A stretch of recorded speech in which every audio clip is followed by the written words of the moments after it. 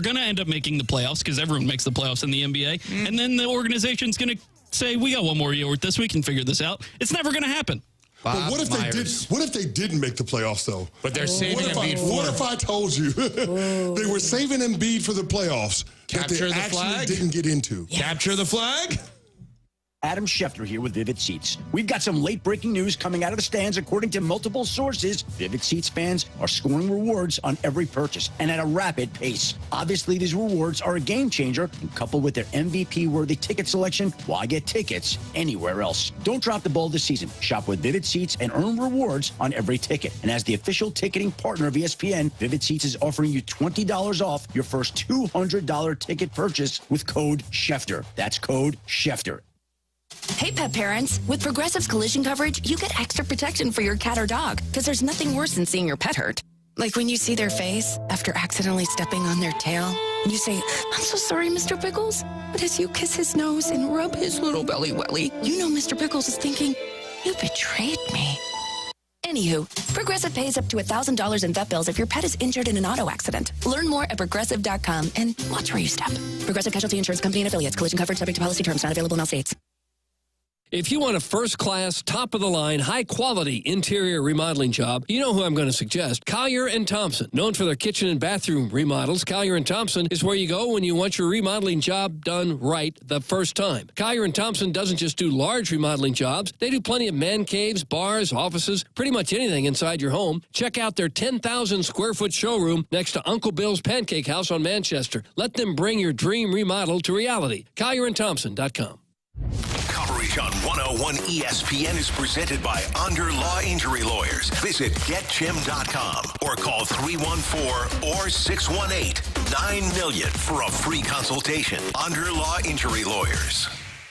The holidays are here at the Home Depot. If you're working on getting ready for company, a lot of company, make sure you're ready with Black Friday savings. Get up to 40% off select appliances plus up to an extra $1,000 off select kitchen appliances.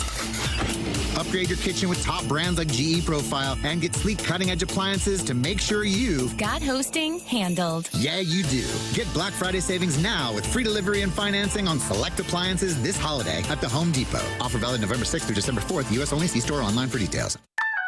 I got a line. He got a line. She got a line. We got 4 lines. Cricket Nation, Q finger guns, really easy, super stress-free. 5G so fast, like blazing fast. Games and memes, you'll have a blast. You can get fast 5G across 4 lines. You can get fast 5G across 4 lines. As we discuss, take it from us. We 4 are 1 Cricket Nation. And only $25 a line. Welcome to more lines.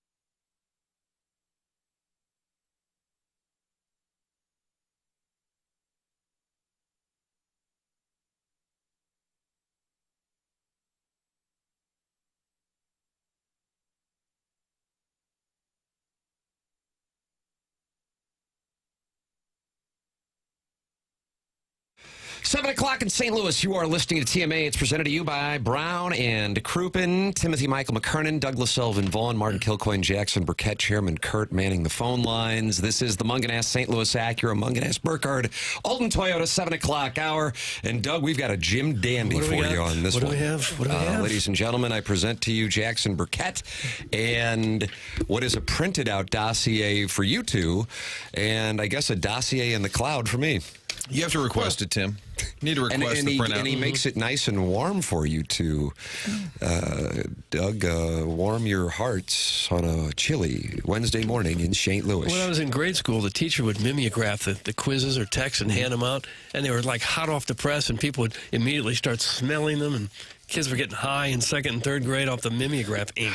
Good old days. That's what it makes me remember. Martin, you'll hear that on the drops of the week. It's like a public school hot towel. Mm-hmm.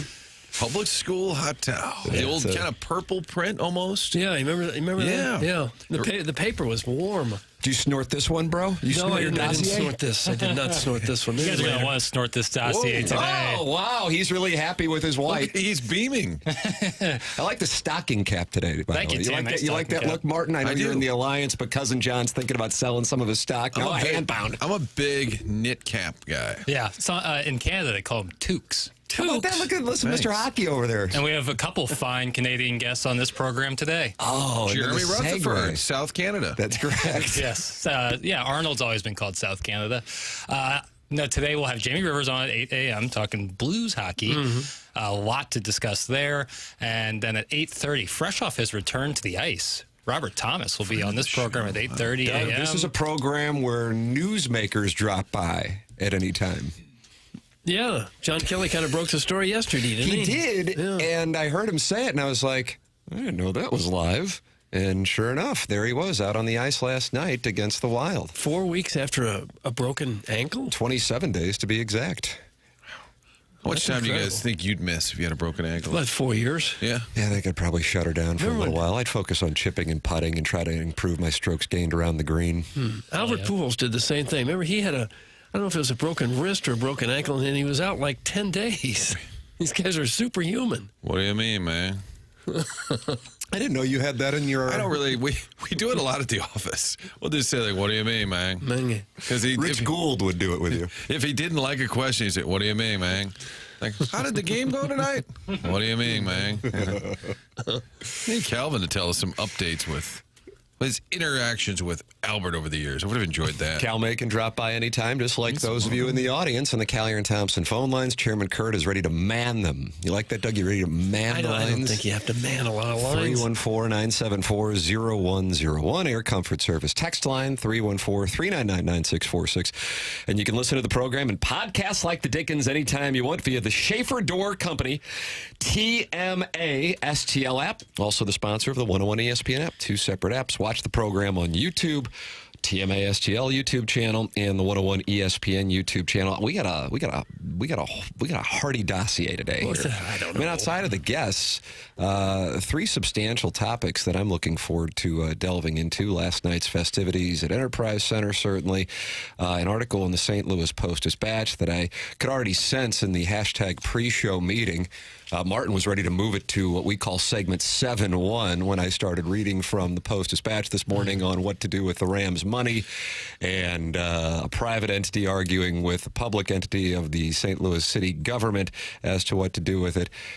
So we have that for you, in addition to the college football playoff rankings and a host that I sent a podcast audio to Jackson before the show, and Jackson was stunned by it. And Doug, I think you're even going to be more confused when you hear it. So that's what we have for. I mean, I just think I got better at teasing. Okay. So beware. It's a hearty dossier. Okay. Went to the Blues game last night. Robert Thomas back out on the ice. Took the 7-year-old, took the 2-year-old, took my wife celebrating 13 years of loving, Martin. Just loving. Do you think Robert Thomas played because he knew you were going? I was wondering that, and we will ask him that specific question at 8:30. And he'll say, what are we doing here? That's exactly what he said last week. Did you leave after 2 periods? It was just wonderful. The 2-year-old was so excited about going to the game. He had positioned himself in not even the aisle, the stairs on the way up, which I know fans really were delighted to have to walk around that. And then began watching. I think the name of the show for you parents of young children is Steve and Maggie. Steve and Maggie. No, they're on Y98. That's different. And he was enjoying that once the second period rolled around. And then when my wife asked to have the phone back for a moment, all hell broke loose at about the halfway point of the second period, began screaming, tantrum. This wasn't me. This was the 2-year-old. And she said, okay, that's enough. And at that moment, we headed out, Doug, midway through the second period. Everything was trending really well. I thought, wow, we could last the whole 3 periods here. But, yeah, we had to bolt. And so I watched the end back at the home office. Didn't your older child, wasn't he upset that he had to go? Oh, they left him. And the surprise is that we were carrying, and I saw some listeners, including the guy who always wants to text in and slide tackle Jackson. I think his name's slide tackling Tyler. Remember him? He's a balloon party guy? Yeah. Oh, Jackson's. Why would he want to slide tackle him? That's the tough part. It's like, oh, it's nice to see you, but you wanted to physically assault my boy. It's like kind of tough. So I'm walking past, carrying the 2-year-old into the building, and he goes, Tim, what's up? Tell Jackson I'm going to slide tackle him. And I go, oh, slide tackling Tyler. Oh. That's not a normal interaction. So this could happen at any time in public when you don't even know what this guy looks like, and he's just going to come sliding up behind you. What would you do if someone all of a sudden decleated you while you're just standing like in line to get a cheeseburger or something? Is he angry with you? I don't know. I don't know what I did.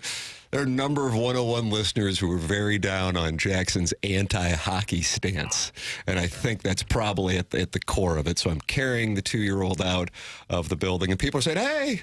And I'm like, oh, God bless, but the child is fighting aggressively. We get to the vehicle, and the 7-year-old goes, Dad, I'm sorry you have to deal with this. And I go, you know what?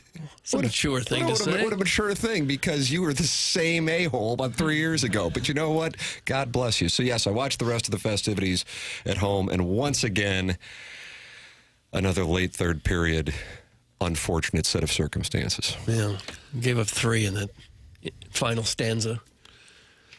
This Kirill Kaprizov, I about had it with him.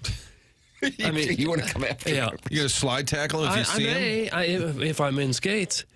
He kills the Blues every time they play him, doesn't he? He's really a heck of a player. Well, then Hartman scores every time. Yeah, Hartman got the opening goal. And I heard Kerber say, keep an eye on Hartman. And he goes, that's his 13th goal against the Blues. Just 4th on the season, but yes, he has been a Blues killer. And Doug, would you describe that first goal as one you'd like to have back, Jordan? Well, we'd like to have that one back, Jordan. You'd like to corral that one. It was a softie. And it still wound up not in the net, but in the back of the net. That's what you have to say every time it's a goal to back. Blues were 5-3, feeling pretty good. Since then, 3-8-1. That's not. I know we're the home of the Blues. I won't say it's not good. I'll just say. Oh, you're going to hold some rights. Yeah, I'm just going to say. It's pretty good for this time of year. I think they're playing well. They're just not getting that puck luck. They're actually not playing as poorly as losing 6 of 7 would indicate. But we'll get the experts on. We'll get their take. Doug, you're a big goal differential guy. Yeah. And I'm seeing that's second worst in the whole Western Conference. Now, of course, they've had 2 wonderful 8-1 experiences, which certainly tilts it a bit, but we can't discount them. And that leads to a -20 goal differential. One of the core issues is 49 goals, but then 69 goals against. And I think overall, if you were to look back at the last month in particular, opportunities to at least get it into overtime and pick up some points, and then they're not able to capitalize and give up a late goal. And alas, there you are. Plus, what can often be a tradition, Jordan Kyrou with the net empty, and he can't keep the puck in the offensive zone. And there's that guy that you don't like and you want to hold accountable, getting the empty netter for his second goal tonight. Right. He's got 13 on the year now. The Blues have barely scored 13 goals all season. Yeah, that was sarcastic. I couldn't be any sorry for what I just said. Well, you're holding yourself This accountable. is our club with the home of the Blues. I've got to knock it off with that. We'll get it turned around. It's a long season, Timmy. You know what you do? You learn the lesson and you leave the event. Tim, you aware of that quote? That's from Coach Drink on a Tuesday. They had Toughness Tuesday yesterday. But he said in order to get past the South Carolina game, they told the team, learn the lesson, leave the event. I don't really know what that means. I was about to ask. That was my follow-up question. I wrote it down. I thought that's what we're going to hold on to if the Blues lose, and they did. I said, learn the lesson, leave the event. I think it's a fancy way of saying you got to move forward. Now, who's that an impression? That's Coach Spags. That was Spags. Coach, you caught that impression? I did, yeah. You always said we're moving forward. Coach, you just but gave they never really moved forward. No, but after every game, you'd say, Coach, you gave up 300 yards rushing, you lost 40-10. We're already on to next week. But the game just ended. We're on to next week. We'll go to the bright roof, Daddy! Learn the lesson. Leave the event. You pretty much have to leave the event because they'll throw you out of the stadium at some point. You're literal here. Yeah. Okay. They literally left South Carolina. They did leave the event. I had to leave the event midway through the event last night. Did you learn the lesson? I did learn the lesson. Don't bring the kids ever again. Don't have kids, thinking. right, Kurt? Yeah, Chairman Kurt, anti-kid, anti-dog? No, very pro-dog. Jackson's the anti-dog. We have an anti-kid. We have an anti-dog. I'm pro-love. Oh, for heaven's sakes. Wow. I will say, if anybody slide tackles Jackie, I might punch him in the face. It's that simple. Yeah, we're rocking together. Yeah. You dropped the mitts. Can I ask a question? I am taking questions. Doug does not. No. I think sometimes he takes them around 10:30, but you're already out with the thing, later. so you miss out the chance to ask Doug. Maybe you can text it in. Does Chairman Kurt, and part of his duty appears to be TMA forensics. If we need some research done. I mean, that's Chairman Kurt and Buck Swope. It feels like they'll do the digging. And this is a serious project. I would what like do we have? someone. Ollie Marmol received a third-place vote for manager there. I would like to know. I actually think that could be a case for the second story of today. I'm just asking, you want to delve into? I want to know who did it. Because I'm Keith curious. Law, I think I saw. I think I saw it was Keith Law. Really? Yeah, that's what somebody texted anyway. Well, I feel like that's a joke because he was the one who voted against Wainwright in the Cy Young and ticked off the skipper He's to no the guy. end. God, I don't think either of you were on the show. Martin, this was after you had left. It was right after the Cardinals won the World Series, and Doug, you were not on the show yet. We had what is known by longtime TMA listeners, and this is capitalized, the Fesco experiment. And Keith Law was a guest on the program. And the Cardinals had just won the World Series, and he was on and making the case that the Cardinals were not a good team. It was a very strange conversation. Is that Keith Law right there? Tired of it. No, that's Bob Fesco. He had a 6-month run on the program. But the conversation was based on the Cardinals were a statistical outlier to win the World Series in 2006. The conversation was either asinine or ahead of its time, depending on your perspective on analytics. You know, I don't know. But Keith Law has oftentimes been one to get criticized by the casual fan as he likes to be the smartest guy in the room. So I don't know if this is his way of saying, let me make a statement by being the smartest guy in the room, and I will select an asinine perspective on the manager of the year vote and give Ollie Marmol third. Well, it would fit with that definition, but it could also fit as a joke on this show that somebody would text that in. It's tough to know. That's why we need Chairman Kurt's forensics. Thank you. Chairman Kurt, have you been able to delve in? I'm reaching out to Mr. Law right now to try to get to the bottom of it. Wow. That's off the brand for this show. Doug, did you seriously read it somewhere, or was it a text for the show? No, I saw it on Twitter. Oh, okay. Well, that's true. It has to be true. Was it from Keith Law himself? I don't know who it was from. Right. If Well, somebody complaining that he was the guy who voted for Ollie Marmol. I only follow Ella Reese, so if she didn't tweet it, I have no idea. Okay. If somebody has the information, feel free to call in. Maybe Stephen in Festus has the information. 314-974-0101. Kyer and Thompson. Doug, would you have voted Ollie Marmol third? I probably not. He almost beat out Dave Roberts, who won the World Series. He got 3 third-place votes. Marmol got 1. I saw that. Yeah. Now, so for purpose of clarification, the Heisman Trophy, damn near anybody. Do any of you guys vote for that, by the way? No, I think Frank has a vote. I mean, so many people have votes for the Heisman Trophy. Right. For Manager of the Year, it's not Heisman Trophy volume-esque. It's more of a narrow pool of voters. Because the Heisman Trophy is, you can just have a blog that no one's reading and get a vote. But with this, it's a different deal. It's a limited number of votes. 30 members of the Baseball Writers Association. So I saw that and I was thinking, what in the hell? Am I missing something? I was trying to think back to the magical campaign. And was there something that would indicate that of all of the managers in the National League, that he would get the third place vote? That jumped out at me in the fact that Pat Murphy was a dominant winner over Mike Schild. I thought, well, they both did a nice job. Pat Murphy got 27 first place votes, and I guess they have a lesser roster than the Padres, even though San Diego had a lot of departures.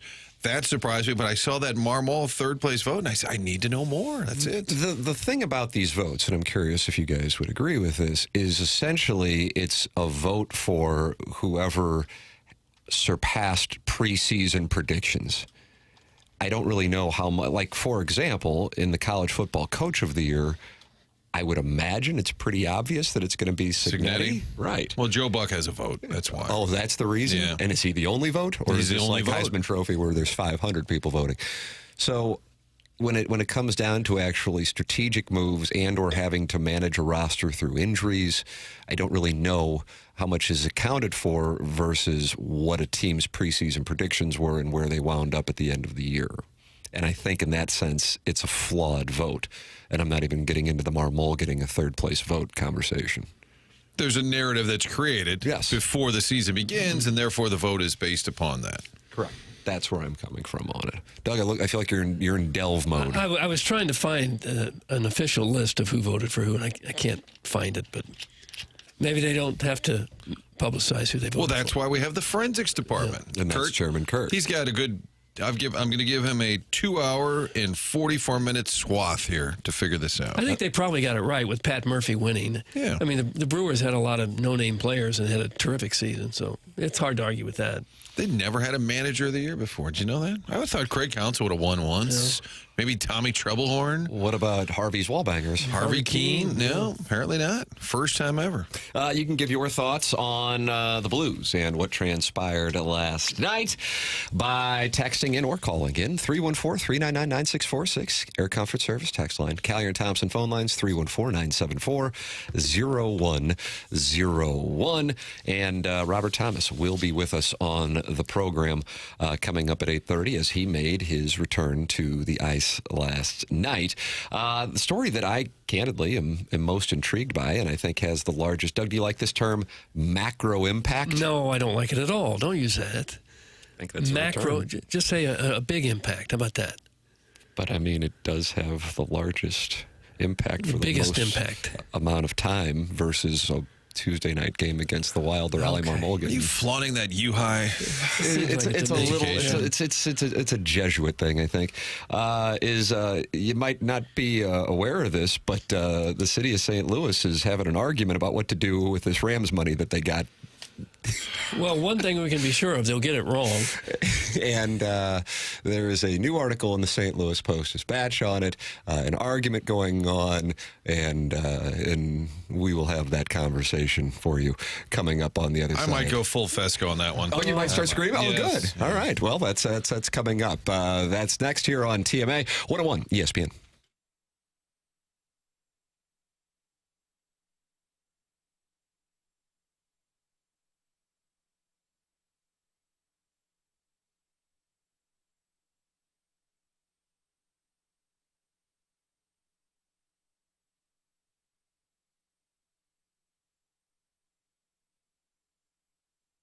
Great thing about being a member of a credit union, you're one of the owners of that said bank. That's right. There's no profits. They're rolled right back into the credit union itself, meaning you benefited. Right now, Together Credit Union wants to have you look at your auto loan. Want to get a new rate or buy a new car, used car, hybrid, electric car. This holiday season, some folks like to get a new vehicle in time for the holidays, and make sure you get a great rate on that auto loan. Together Credit Union offering competitive interest rates, flexible terms that other leaders in St. Louis just don't have. No application of fees. You can apply for an auto loan with Together Credit Union. Do it easily online. Fill out that application or visit one of their 14 area Together Credit Union auto loan specialists or at the dealership itself. Together Credit Union is partnered with auto dealers throughout this metro area to ensure that you get the rate you deserve. to make sure things are affordable. Get a great rate. Work with Together Credit Union. You can find them by visiting togethercu.org for full terms and details. Together Credit Union, federally insured by the NCUA. Together Credit Union, another great offer from them. Low interest rates for your next automotive purchase.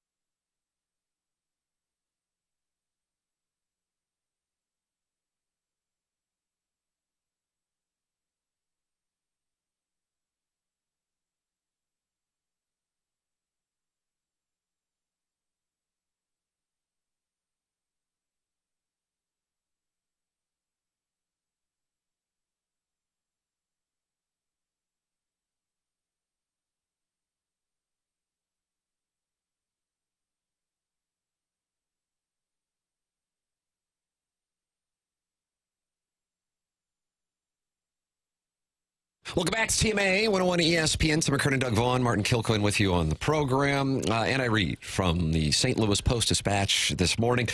The chief of the region's main business lobby says the private sector is prepared to more than double a $100 million public investment in downtown infrastructure and buildings outlined in new legislation to allocate the city's $250 million share of the Rams relocation settlement. The commitment was included in a letter Greater St. Louis, Inc. CEO Jason Hall sent to St. Louis Board of Aldermen President Megan Green on Monday as part of an ongoing back and forth between the two leaders over how to distribute the Rams settlement windfall.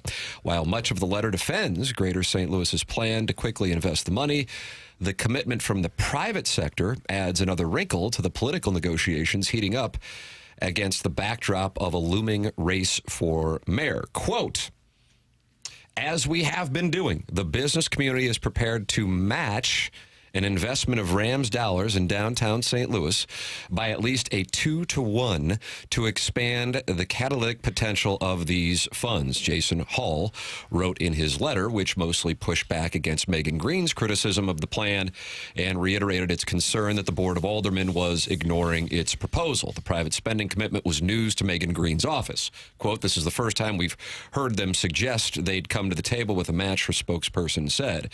A Greater St. Louis spokesman said the group had sent a letter to Mayor Jones' office last month to a private sector match to downtown investment. A spokesman for Jones confirmed the office had received the letter, but he said it contained few details about how Greater St. Louis would drum up the money. So, the private money. So there is what is going on with the Rams' money, and Greater St. Louis willing to match it. As they say, the priority needs to be downtown St. Louis. For the record, Megan Green did a public voting process by her office at the beginning of the year, and residents ranked water main replacements, traffic calming, city worker raises, and subsidized child care as their top 4 spending priorities. Downtown street and sidewalk infrastructure was ranked 5th per Megan Green's office. Well, I would want to drive around town, Doug, and point over there and say, you see that water main replacement? Cronky paid for that. Showed him. Showed him. Yeah. I think the bigger story is just the dysfunction. It's 2+ years now where this money has been talked about, debated. It's sat dormant for a while, and they'll finally, I think it was the Regional Sports Authority that runs it home. I think they're the ones who said, can we at least put it in the bank? Can we at least get some interest off this money? How financially savvy do you have to be to think maybe we ought to invest some of that money and make it even grow? It took a year for that to be decided. So they're fighting about how to spend it. But Greater St. Louis, which I believe they called it a lobby unit, is private business that is trying to keep downtown viable, and they're willing to throw that kind of money in there. I would say get to the table and figure it out. But who can figure it out? Well, nobody can. That's the problem. Who do you trust down there to do it right? I would also ask, I don't want to throw this conversation in a different direction, but there was tons and tons of COVID money. Where'd that money? Where is all this money going? Yeah. It seems the city has a million problems, and they seem to have about $1 billion to spend. For the record, last week, 4 aldermen, 2 from the north side, 2 from the south side, and in part, Kara Spencer, who also has a ward that partially covers downtown St. Louis, held a press conference to announce they were sponsoring a bill backed by Greater St. Louis, which would earmark $130 million for streets, infrastructure, housing, and building rehabs in the poorest neighborhoods in North and Southeast St. Louis, and $102.5 million for similar projects in downtown St. Louis. So therefore, it would be splitting to cover both areas. So the gist of it right now, I did not see the article, but Megan Green's office is basically saying they're not aware of this proposal from Greater St. Louis. That's correct. And last Thursday accused Jason Hall of Greater St. Louis of sidestepping her office in the public hearing process by lobbying for its own bill. And Megan Green criticized the group for seeing, quote, itself and its interests above the many residents and stakeholder groups who spent months working with us in good faith to develop their ideas. She says among her many critiques was that downtown needs more than $100 million, and Greater St. Louis has pushed its spending plan, quote, without demonstrating any commitment to invest its own capital. Hall's letter on Tuesday was the most concrete promise from Greater St. Louis of a match. Again, a match. I mean, that's significant there for those funds. And Jason Hall's spokesman said the group would also help the city secure federal and other private funds to multiply the city's investment many times over. Quote, this type of public-private partnership is what we're seeing in cities with which St. Louis competes. Pittsburgh, Cleveland, and Denver, for example, which are making bold investments in themselves and in their futures. For the record, Hall also included an olive branch in his letter apologizing for surprising Megan Green with the infrastructure investment bill and suggesting that the two meet soon. Green's spokesman said her office was working to get that on the calendar so it could learn more about the private investment Greater St. Louis was dangling. Doug, we're seeing people coming together. Right. It's a magical time. You got Joe Scarborough going to visit Donald Trump at Mar-a-Lago, and you got Jason Hall going to visit Megan Green in downtown St. Louis. Martin, welcome to the great unification. I think it's important to just say, we'll try and get that on the calendar. We'll try so many other more important things. We'll try and get that on the calendar. They had how many town halls, and then there was an online survey. For the love of God, you're voted into office. Just make some decisions. Get it done. Figure it out. It can't be this hard. Well, it's taken decades of this kind of inefficiency in government to get to St. Louis to where it is right now. This is what they've done to the city. It's not just the current people in there, but the ones that were there before them. It's just an absolute mess. I think the money ought to go in ways to help the entire community, not just certain private interest groups. I think the riverfront needs to be cleaned up. We've got this great historic riverfront. We've got the coolest monument in America, and it's just a mess down there. Nobody walks around down to our riverfront area anymore. You see what some other cities have done to the riverfront. Cincinnati, for one. Memphis is better than ours. All over the country, people have taken the riverfronts and turned them into show places. And ours is a place where you wouldn't dare be caught dead after dark. Well, I'm pretty sure that's the focus of Greater St. Louis, their proposal, because Dave Peacock, which Tim asked the other day, I had him on the podcast, he's talking about the Greater St. Louis proposal, and they were trying to get folks aware of it. And he said, I'm going to try and get the math right, but he said downtown St. Louis generates 20% of city revenue, but gets 5% of the spending. Something along those lines, saying that money doesn't go back into downtown. And we're all saying, boy, downtown's a dump. What are we going to do about downtown? And he's saying, if you look at the money, the investment, it's not there. And that's one of the reasons they feel this money is so important. To your point, the riverfront is part of downtown. I don't know the specifics where. They also feel North St. Louis, you get a little past the Dome, highly neglected areas, and they're saying we need to reinvest some of that money. And I don't know how a Megan Green and a Jason Hall, you don't have to be in the paper or putting out press releases. How can they not be at the table right now? Go to Crown Candy right now. Andy will open up the doors early. Just figure it out. Yeah. Well, they'll try to get it on the schedule if they can. We'll try and get it on the schedule. The most important thing is to restore law and order and make people feel safe to go down there. I know a lot of people who are telling me, well, people in my age group, maybe not so much the younger age group, who are saying they're just not going down there. They don't feel safe. Jackson, you are part of a different age group. What are your peers' views on downtown? You even hang out there. I hung out there this weekend. Bottle service at Wheelhouse. Saturday. You were watching the Mizzou game downtown. That's right. What was the name of the place you're at again? Sports and Social, right next to BPV. Now, what detractors would say, like, well, you're only kind of going BPV, Busch Stadium area. And I don't think Beyond that, is there anywhere where people hang out? I mean, big numbers? That general area. Wheelhouse, what I would consider in that general area. Kind of the Carlos Martinez perimeter. Yeah. That also would include Sauget. Yeah. Yes. I mean, the perimeter there. It stretches out. That's the number 18's circle there. So, yeah, not outside of that, not much. The city, a lot, but downtown itself, there's just not that much to do. No. You know? But look at all the apartments going up near the West End that are right around the Cortex, St. Louis U, the giant buildings going up. So there is city activity. It does seem to be some growth. And I think around the soccer stadium, there are a lot of people that are so into soccer. They're starting to build around there. But now you get a couple blocks to the east of City Park, and that's where it starts to really get problematic. And I think that's what they're talking. I mean, Dave Peacock would probably come on and talk about this because he's a proponent of the greater St. Louis bid. I would love to have that conversation. I was having a conversation with someone before the show this morning, about 6 a.m., about this article, about the status of where this is, because I think something that is incredibly important about this, and I think we're going to get Jason Hall on the show, but I think in fairness, then you get Megan Green on the show. That's the right thing to do. I've had Megan Green on my podcast multiple times, so I'd love to hear her perspective as well. This is what this person wrote to me to discuss on the program. Clearly, downtown should be the priority, in caps. Greater St. Louis is on the right track here, finally. But they've been an ineffective proponent of downtown. The decline has happened on its watch.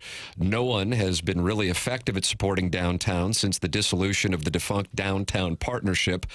The hollowing out of downtown will take a decade or more to rectify because tenants have left and signed long-term leases elsewhere, such as Clayton. Megan Green knows nothing about economic development. The mayor has been openly dismissive of the decline in downtown St. Louis. Jason Hall's primarily interested in self-promotion. Safety remains the primary concern. So there you go. So it's not like there is necessarily, a good guy, bad guy situation. You have a problem. And I suppose if you want to take something good from it, I don't think that there are too many people disagreeing now that there is a problem. The disagreement comes over how to solve the problem. But a couple decades ago, I would talk about this on this very show. And I would say, man, when I would travel around the country, when we go on the Rams trips in particular, because that's where we got to see, top tier American cities who would have NFL franchises. And I'd go, man, I didn't realize it because I wasn't really well traveled before that. Downtown St. Louis. Shot at Columbia. It is a little bit, and Little Rock for that matter. Downtown St. Louis is dreadful. My hope was that Ballpark Village, and I think this was Jack Buck's hope when he was talking about, you're going back to when he was kind of playing the role of the face of the campaign to get a new ballpark built.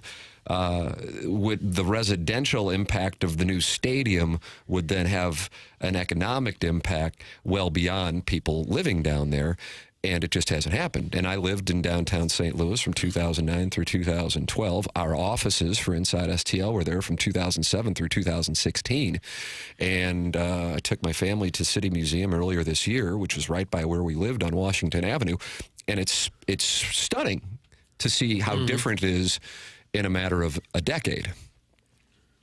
Yeah, it really is. I remember throughout the 90s and early 2000s working down there at Channel 4, a couple of us would oftentimes at lunch walk all the way to St. Louis Center, that mall that they had there, and the food courts were so busy you could hardly get a seat.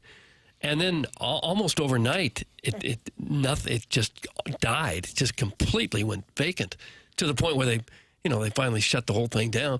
And now I don't think it'd be a wise idea just to wander around the city of St. even during the daytime. There's hardly anybody there now. There's also a citizens group, I'm going to get the name wrong, but it's Citizens for a Better Downtown, maybe. And I had the guy on KTRS when I was doing news talk, and he said, we're just concerned citizens. And they post the videos when there's lawlessness on a Friday or Saturday night, and you see all that video that plays out.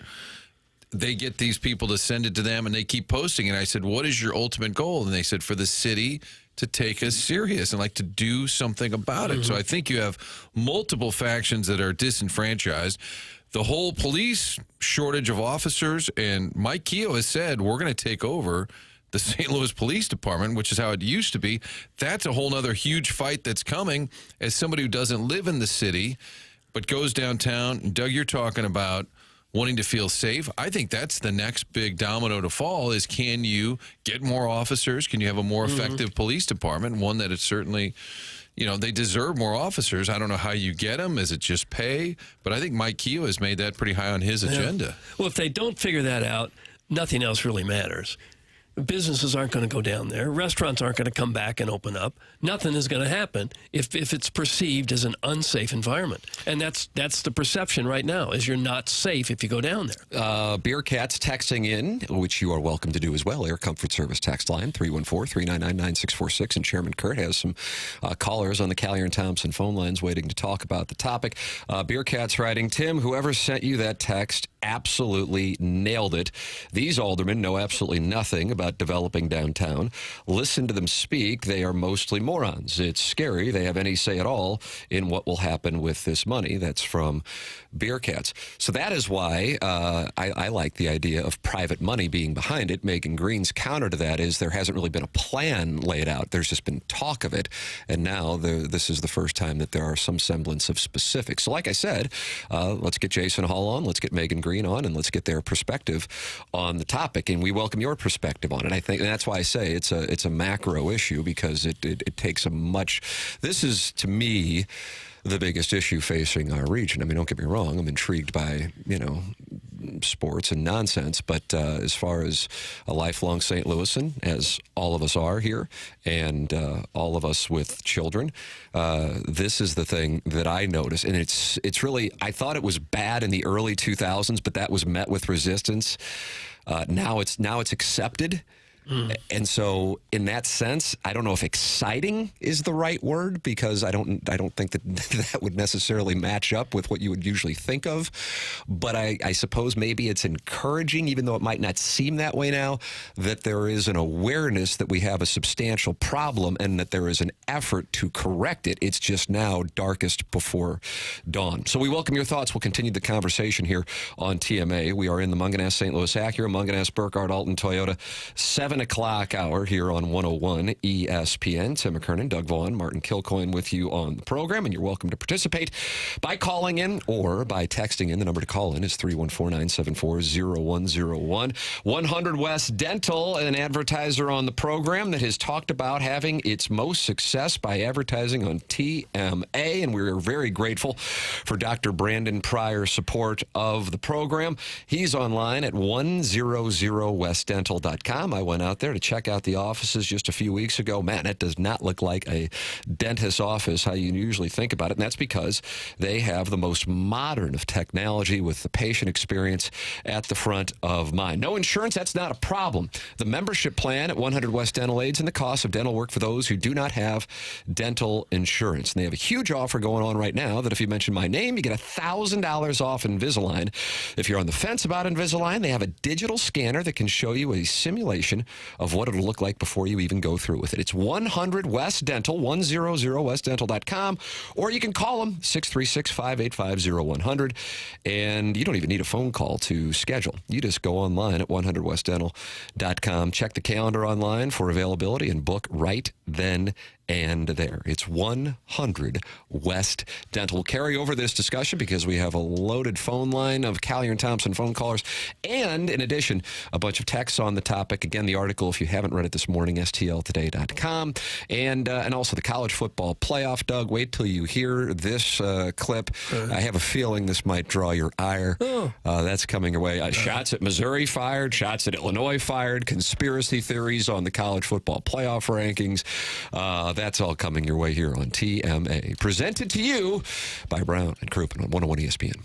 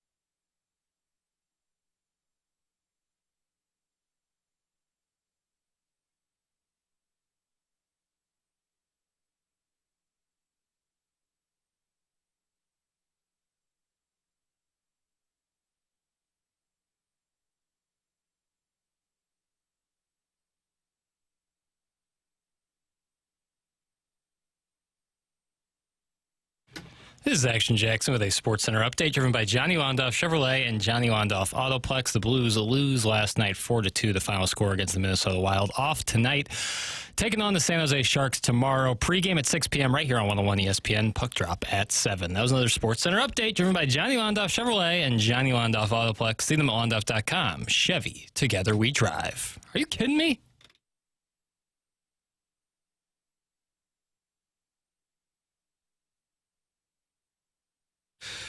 This is the Morning After. It's presented to you by Brown & Krupin. We're the Munganess, St. Louis Acura, Munganess, Burkhardt, Alton Toyota, 7 o'clock hour. Tim McKernan, Doug Vaughn, Martin Kilcoyne with you on the program. And we are carrying over our discussion from the second segment on the article on the Post-Dispatch on downtown St. Louis and the argument going on between Jason Hall and Megan Green, the president of the Board of Aldermen and Greater St. Louis CEO Jason Hall. And we've welcomed people to get involved, gotten a large number of texts on it and also calls. And Chairman Kurt, we have a gentleman by the name of David here on the Kyer and Thompson phone lines. Good morning, David.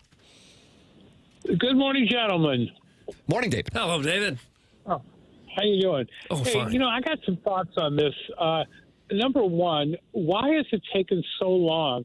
This money has been in their pockets for almost 3 years now. I don't know what these people do every day, but, there's an awful lot of poor people in St. Louis. In a couple of weeks, we're going to be hearing commercials for Heat Up St. Louis. Why can't some of that money be used for these types of things?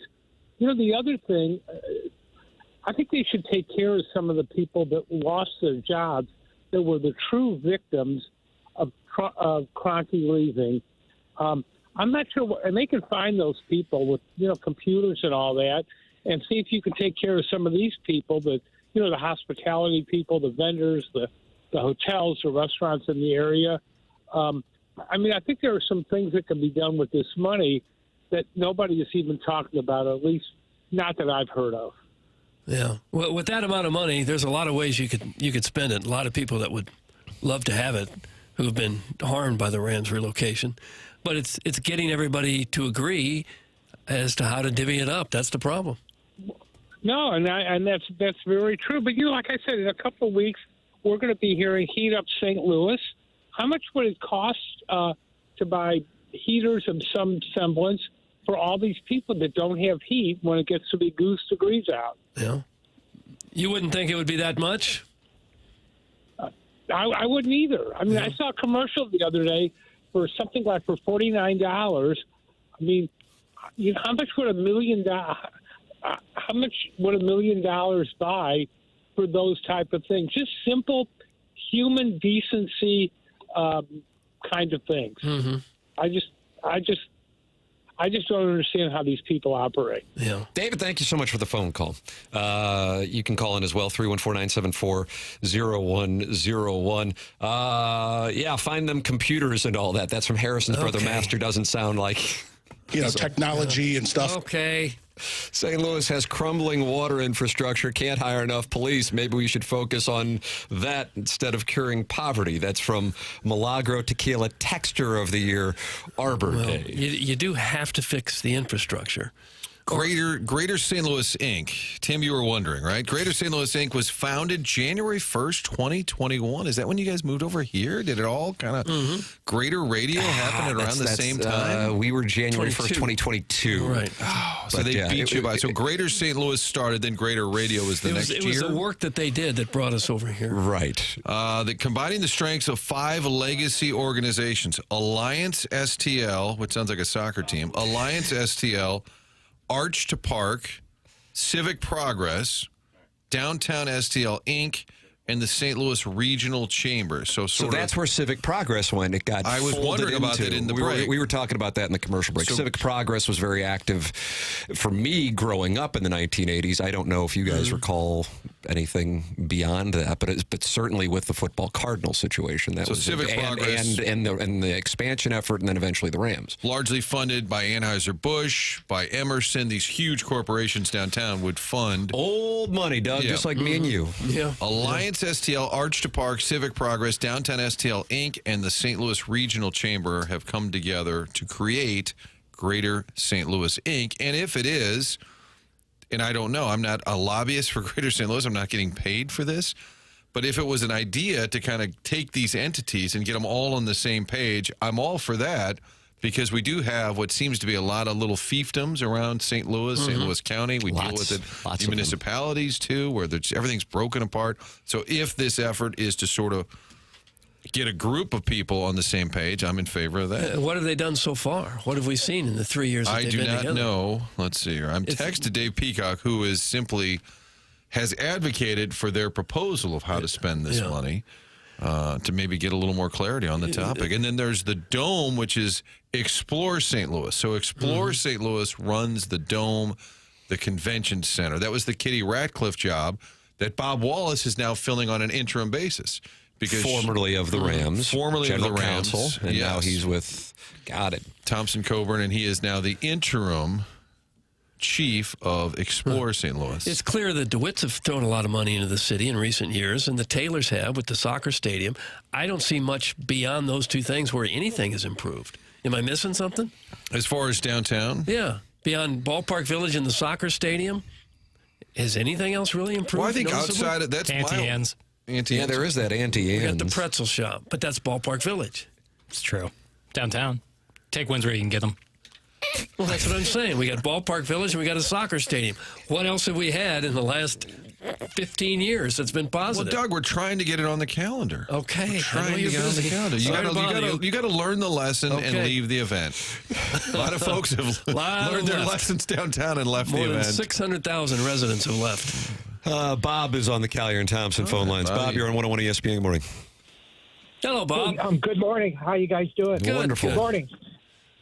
Hey, I work downtown and everything, and over the last 15 years, a lot of restaurants have left and businesses are leaving downtown. So I think the priority needs to be spent to bring more businesses down to build up the tax base.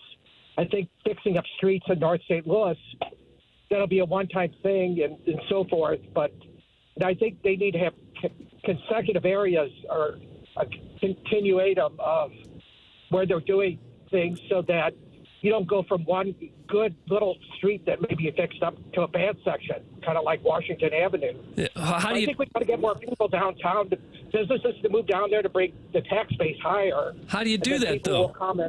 How do you bring the businesses if the streets are falling apart and people don't feel safe and there's restaurants have all left? Well, how are you attracting businesses to go down there? I think you're going to have to give incentives for them to do business down there. I think they could get those now. That whole AT&T office building, how many floors is that? 20, 25? It's been completely empty. There's not a soul in there. And the building, last I heard, the building sold for like $3 or $4 million.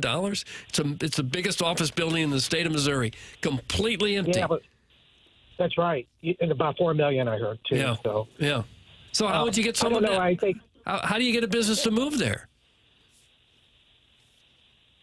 I guess you're going to have to give them incentives, and I don't know. You have two problems, I guess. We got to address them both, and perhaps getting some people and from other communities to look at this cold a little bit might help. On a committee or something, like from Nashville or some other cities. But I think we got to build the tax base up somehow.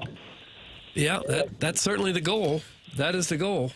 And one of the issues with the tax base is the 1% city earnings tax. Yeah, that's doesn't something help. that when my business was down there, that's something that you deal with and people deal with if you are in the city. So that plays a role in incentivizing people to go more toward the 63105 than being in downtown St. Louis. Bob, thank you very much for the phone call. Appreciate it, man. Tim McKernan, Doug Vaughn, Martin Kilcoyne with you on the program. It's 7:52 in St. Louis. Time check brought to you by Clarkson Jewelers. We are efforting a variety of guests on the topic. Martin with Dave Peacock, me with Jason Hall and Megan Green. And it's a topic that does not go away, will not go away, but at least now people are, this topic has people super activated this morning in the Air Comfort Service text line. And again, for those who have not read the article this morning, it's online at stltoday.com. Coming up on the program after last night's Blues loss, Jamie Rivers is going to be with us, in addition to Robert Thomas. and the college football playoff rankings coming out last night, and conspiracy theories, along with an intro to a podcast that's going to have, I think it's going to get Doug going. I think it's going to get Doug going. I don't know that, but I think it's going to. In addition to that, you can email in for our Design Air Heating and Cooling email of the day, the morning after at InsideSTL.com. Design Air online at designair.com. I think, I walked into the Enterprise Center last night, and it was temperate. You like that term? You like temperate? I don't really care for it, no. Okay. I think it was warm. Is that better? Okay, yeah. And when I walked out carrying the screaming 2-year-old, it had dropped about 15, 20 degrees. And he Doug screamed all the way to the car? Yeah. Did he? Yeah, 45 degrees this morning, and the hawk will be up out of the north with highs of 52 today. Doug, I think winter has finally begun the process of arriving. Nothing but highs in the 40s and low 50s, minus this coming Sunday at 63. So Design Air is where you want to make sure that heating system is tended to with the great Seth Goldcamp and Design Air Heating and Cooling. All that to come here on TMA. This is 101 ESPN.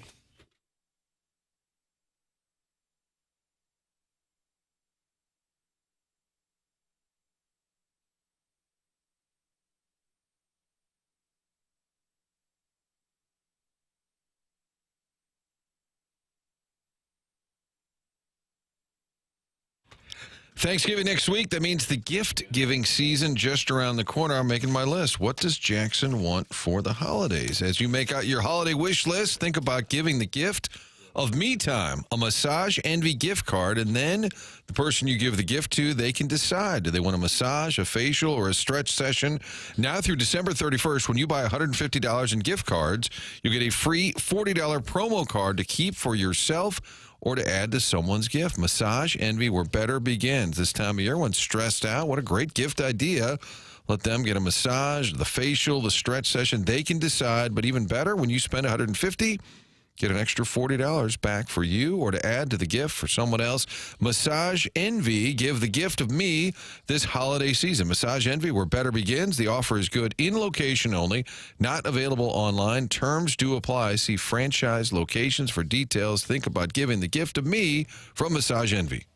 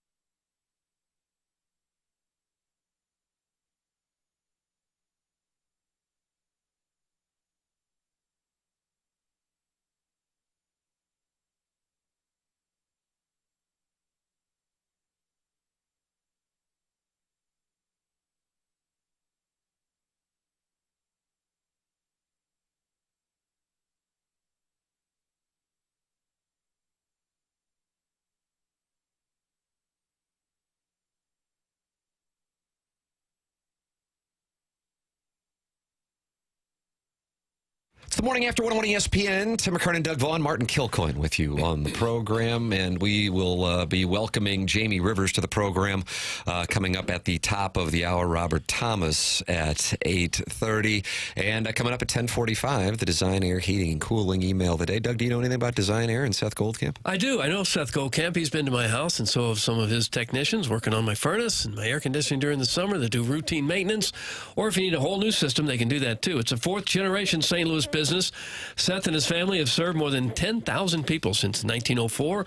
They are the longest-running TMA supporter and advertiser now on the show. They're known for their honesty and going way above and beyond the call when you need help. And when your furnace goes out, when it gets cold, you need help immediately. You don't want the pipes freezing or all kinds of nastiness, but they are right there. When you give them a call, they'll be out to your house, and I mean lickety-split. Their website is an easy way to navigate and schedule yourself online a service call. For all your heating and cooling needs, choose Design Air Heating and Cooling. That's Design Air, and there's an E at the end of air. I like to point that out. It's AIRE, Design Air. Find them online at designair.net. That's designair.net. Blues lose last night 4-2. Jamie Rivers with us on the other side of the commercial break for his weekly scheduled appearance on TMA. A couple other pieces of news. Not only Robert Thomas will be with us at 8:30 returning, but Jim Montgomery getting fired yesterday in Boston. Could there be anything on the horizon for him returning to St. Louis? We'll talk it over with Jamie Rivers. That's coming your way next. This is TMA, presented to you by Brown and Krupin, closing out the Munganess St. Louis Acura, Munganess, Burkhardt, Alton, Toyota, 7 o'clock hour on 101 ESPN and the 101 ESPN and TMA STL YouTube channels.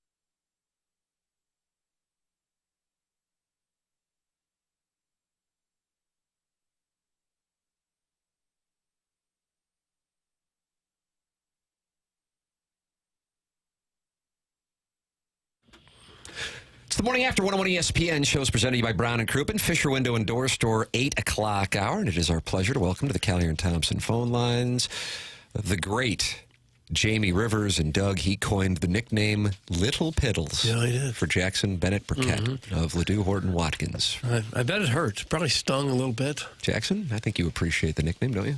You know, you can't always pick your name, but you can choose to embrace it. Right, and that's what you've done. Give yourself the power. Don't let the people have the power.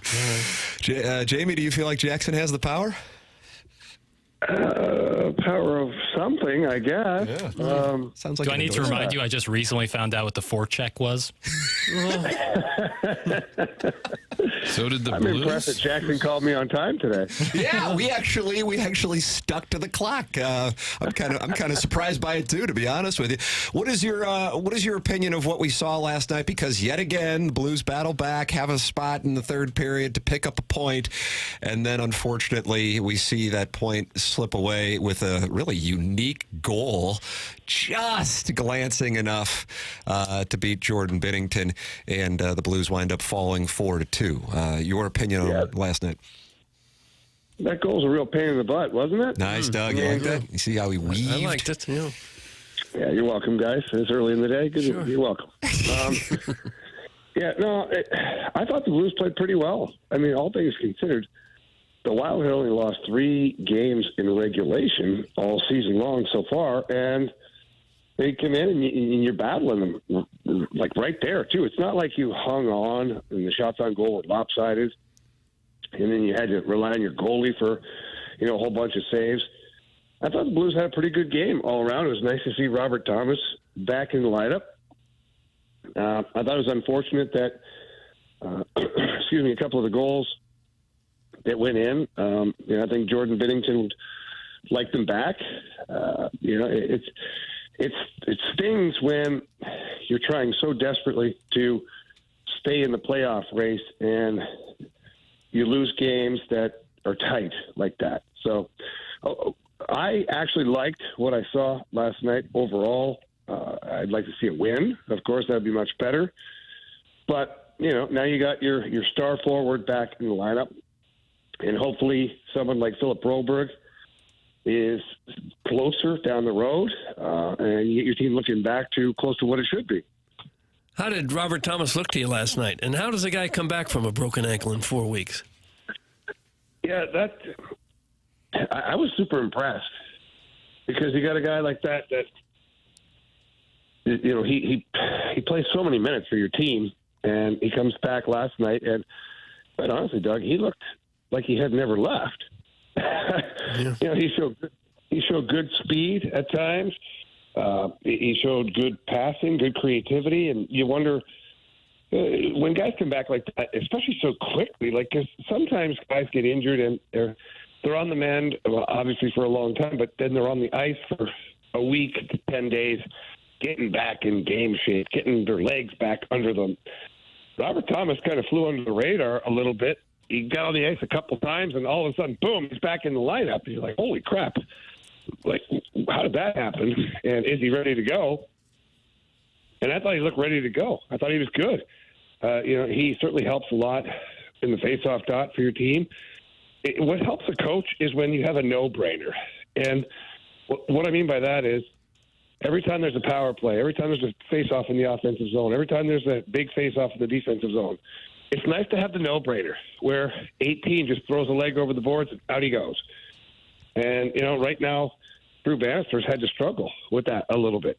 And not just with Robert Thomas, but even with some of his situational coaching, usually it's a no-brainer that Leddy and Parayko are out there against so-and-so. And then the second pair of defensemen, Broberg and Falk, those guys, just here you go. It's no-brainer coaching. And I don't mean that with disrespect.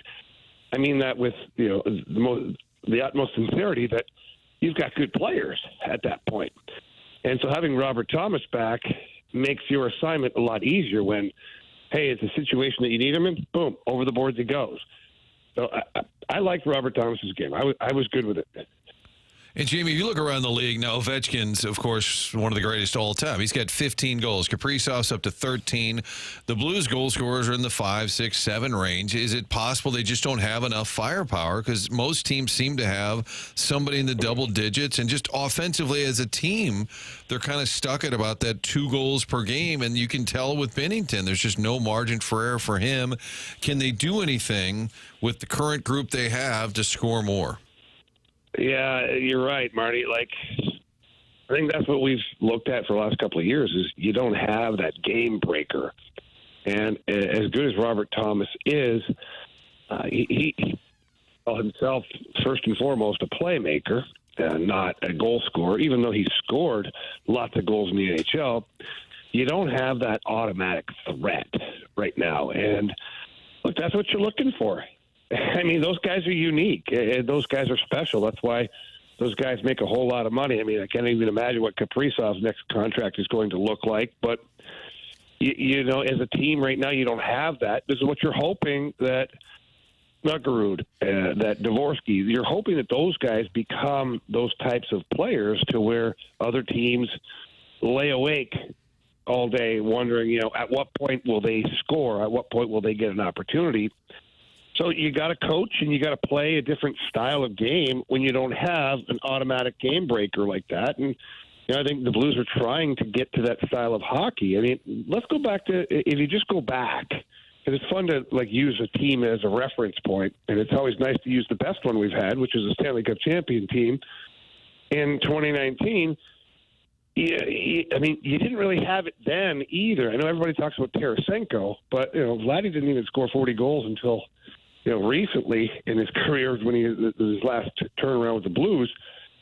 So you didn't have your Ovechkin or your Kaprizov either, but you had a whole bunch of dudes that played the game the right way, and you had a bunch of veteran players that knew exactly what it took to win. And that's a unique thing. The problem right now is you have a whole bunch of players that want to win, that want to play the right way, but you've got a bunch of guys that don't have enough experience either, especially situationally, where you identify the time in the game of how to play a certain style of hockey, and that's how you win games. You got to grind it out. And right now, you're trying to do it. We saw last night, you're trying to grind it out, but then, you know, like Tim said earlier, just one quick or one, you know, unlucky goal, and you've lost the game. And that sucks for those guys in that locker room because they've worked so hard all game long, and then one quick little deflection, and it's over for you. So they're going to have to figure out a couple things. One, you can't just figure out how to be a prolific goal scorer. You either are or you're not. But you got to figure out how to win games, and if you don't have one.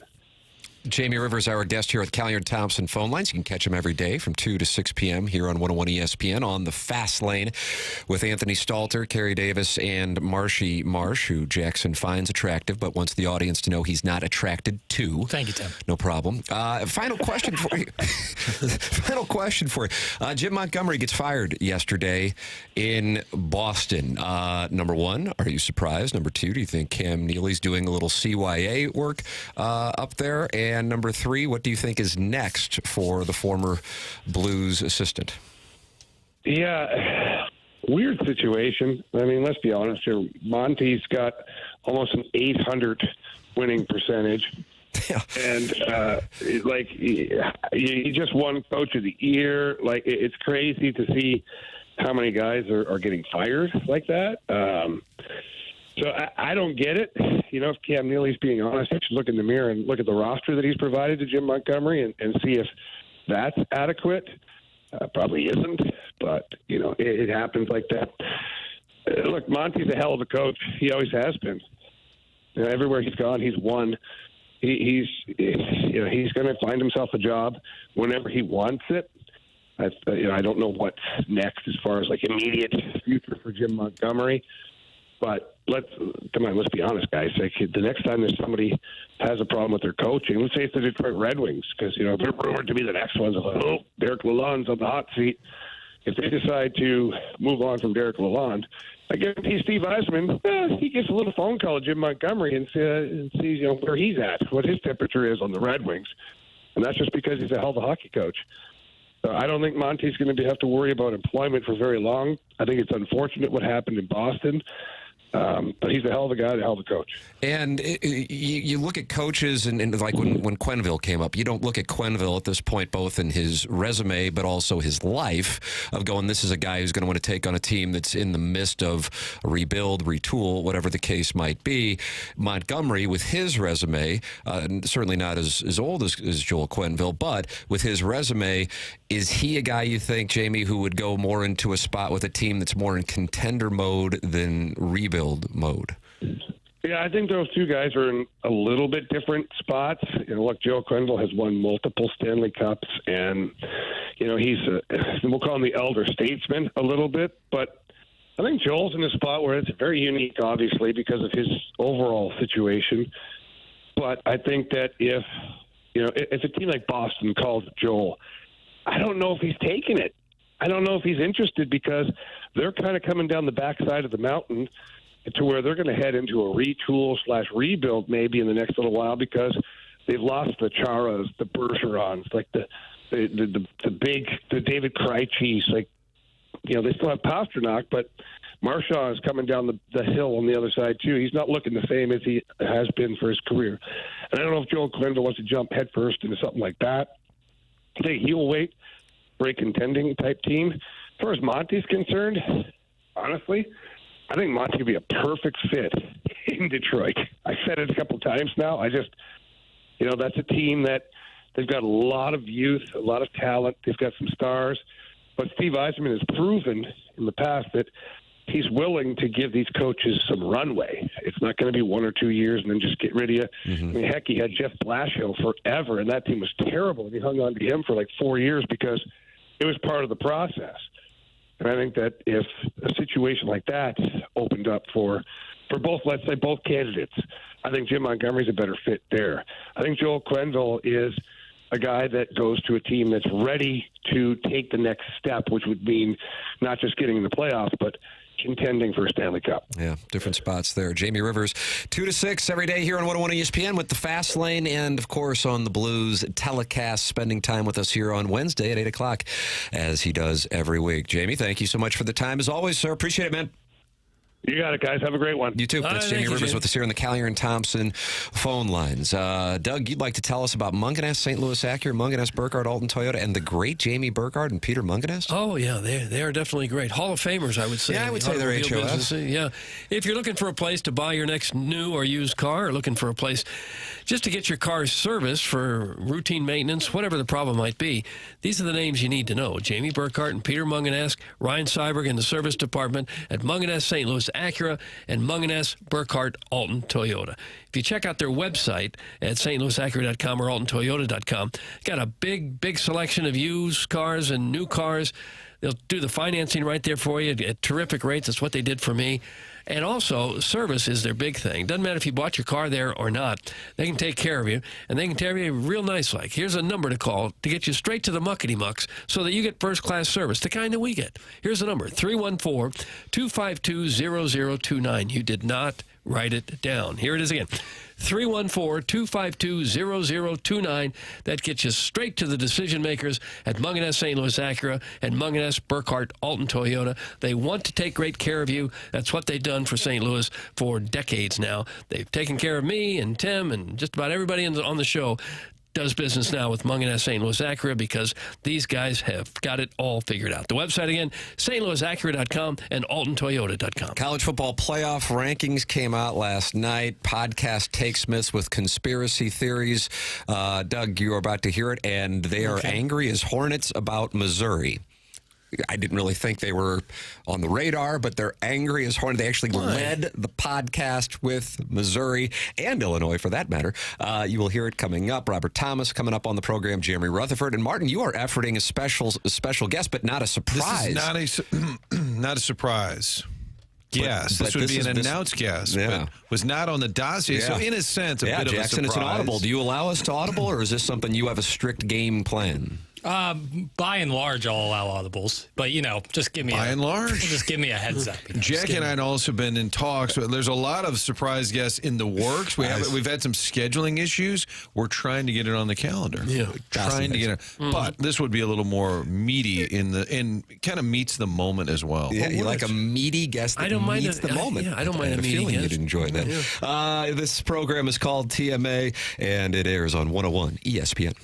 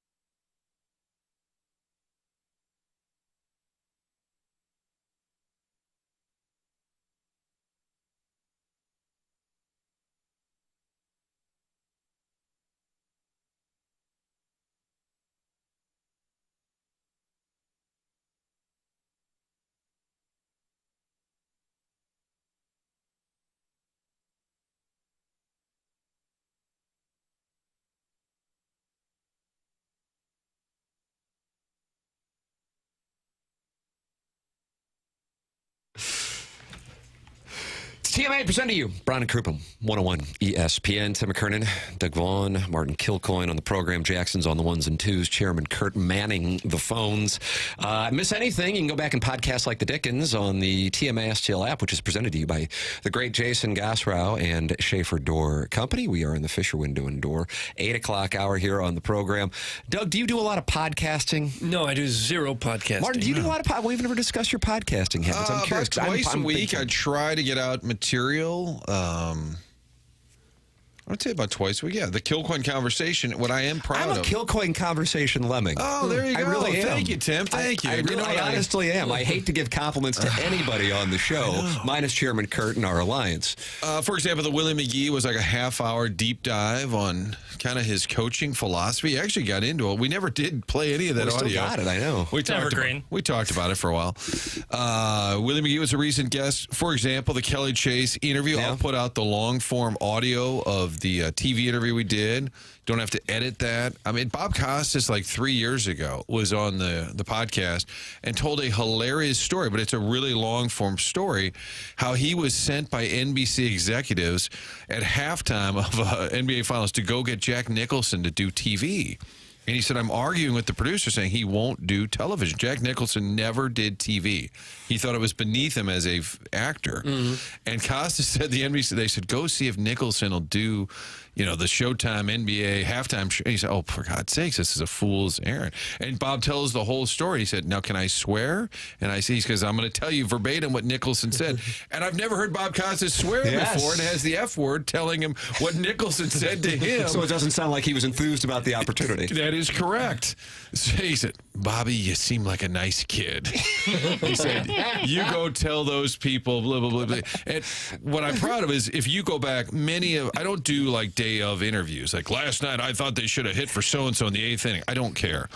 But the longer form interviews, even La Russa 5 years ago, these Tony Talks were great. Yeah. Deep dives into Pujols, McGuire. So thank you. You can find the Kilcoyne Conversation on the Scoop Sports Network, iTunes, Spotify. We had a little technical issue where it wasn't on all of those platforms for a couple and that months. Was Jackson once again screwing you.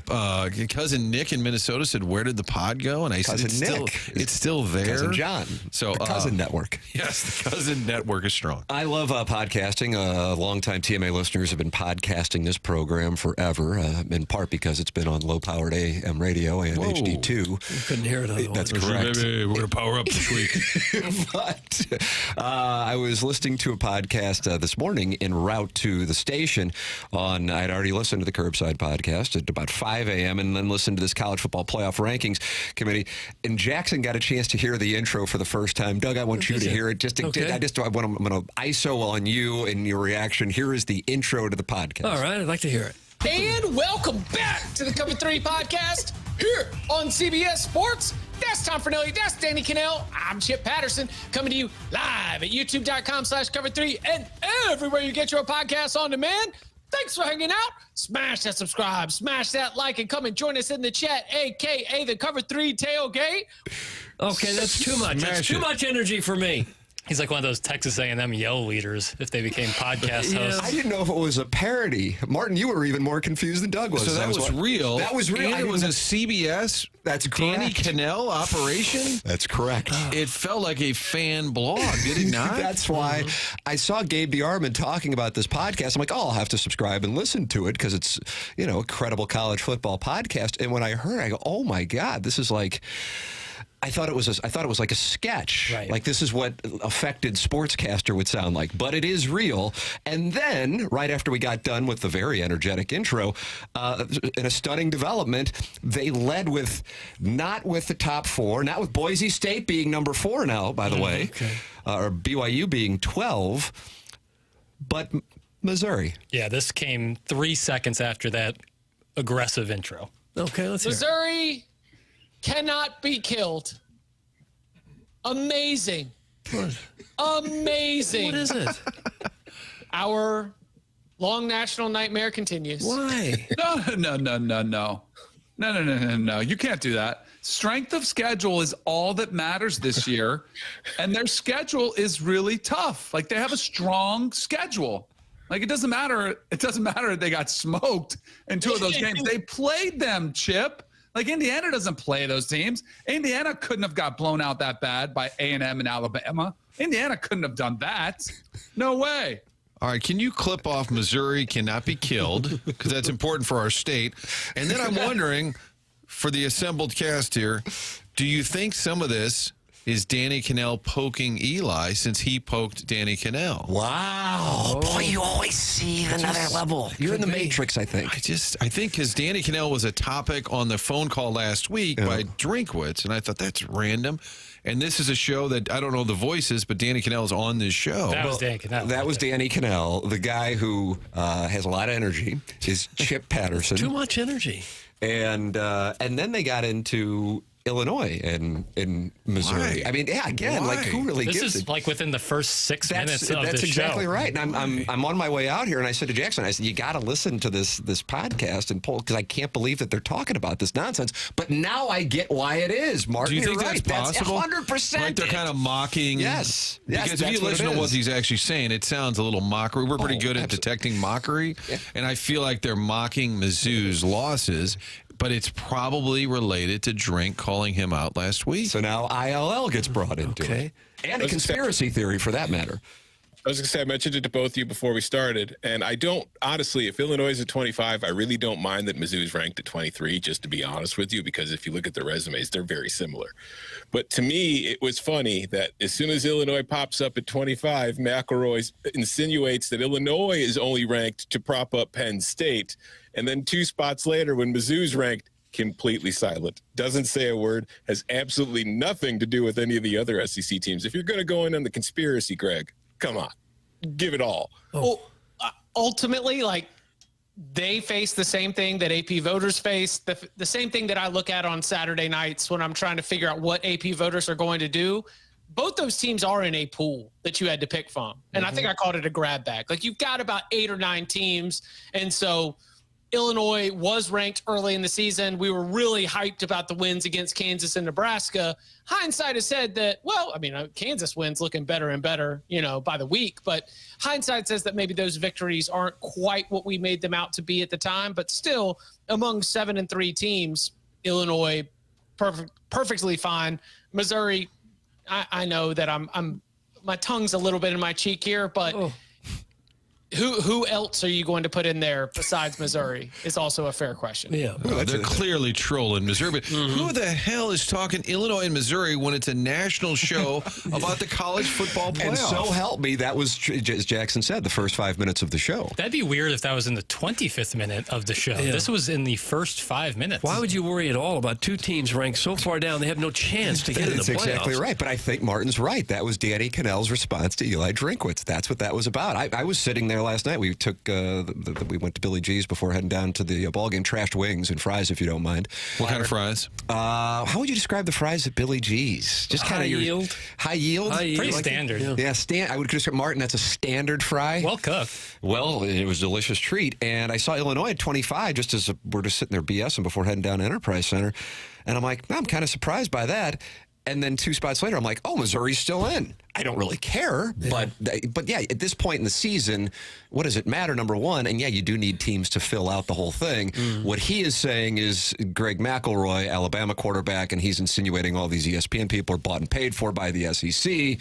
He was making the case they put Illinois in there to prop up Penn State to justify putting Penn State where they are. And then Missouri got put in there, which then can help bolster the case for take your pick of, I guess, Alabama, and if they need to, A&M, if and when that time comes that they were to beat Texas. Robert Thomas is going to join us on the other side of the break as he made a return last night, 27 days after the fracture. We'll get his perspective on last night's festivities and how he's feeling after the morning after his first full game. That is coming up next here on 101 ESPN.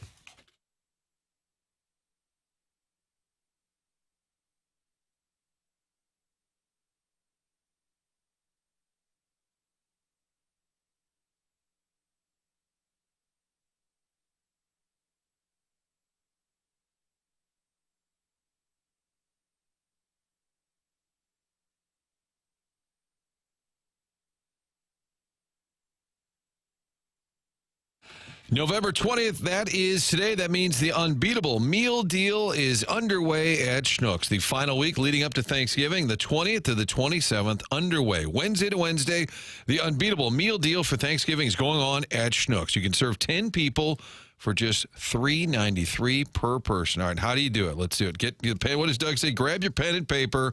Here's the math. You get the turkey, first of all, for only 58 cents a pound. Schnucks' lowest price on turkeys in 14 years. Limit of 1 Schnucks whole frozen turkey with a $25 purchase, not including the price of the turkey. And what else? You need the sides. Got to have the sides. Stovetop stuffing, 2 for $4. Sweet potatoes, Schnucks cranberry sauce, celery, green bean casserole, all the makings, all the ingredients. You add it up, put it together. It is less than $4 per person. You can do that right now. Stop by and load up at Schnucks for the unbeatable meal deal. All these delicious Thanksgiving favorites will serve those 10 people. Make sure to check the Schnucks Rewards app for weekly deals. More information on the unbeatable meal deal is going on at Schnucks. Schnucks makes your holidays.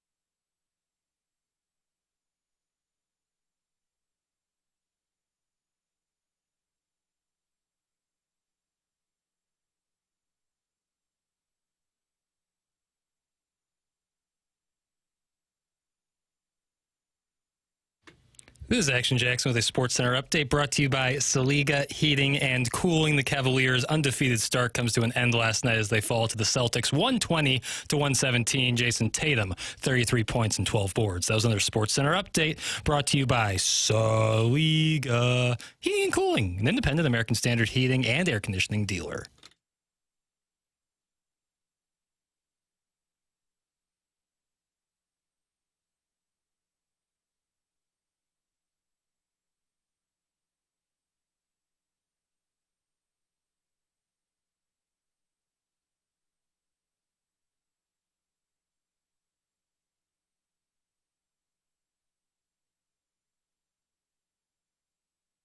TMA presented to you by Brown and Krupin, 101 ESPN, Fisher Window and Door Store, 8 o'clock hour. Tim McKernan, Doug Vaughn, Martin Kilcoyne with you on the program, and it is our pleasure to welcome to the Kyer and Thompson phone lines, Robert Thomas. Robert, good morning.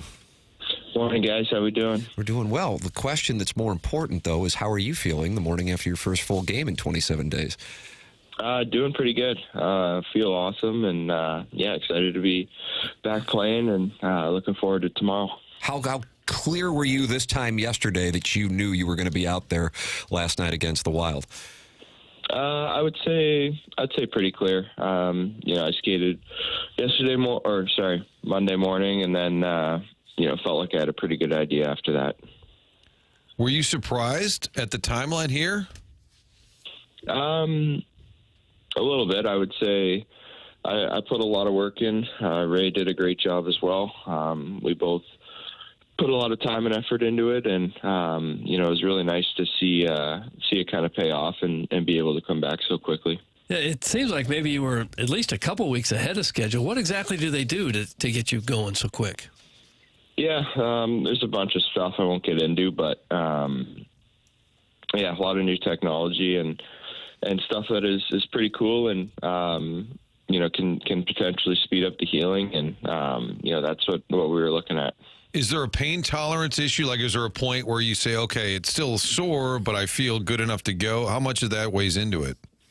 Yeah, with anything like that, it's gonna bother you for probably the whole season. So there's dealing with the pain, but everything in it's good to go, and we're all comfortable with it.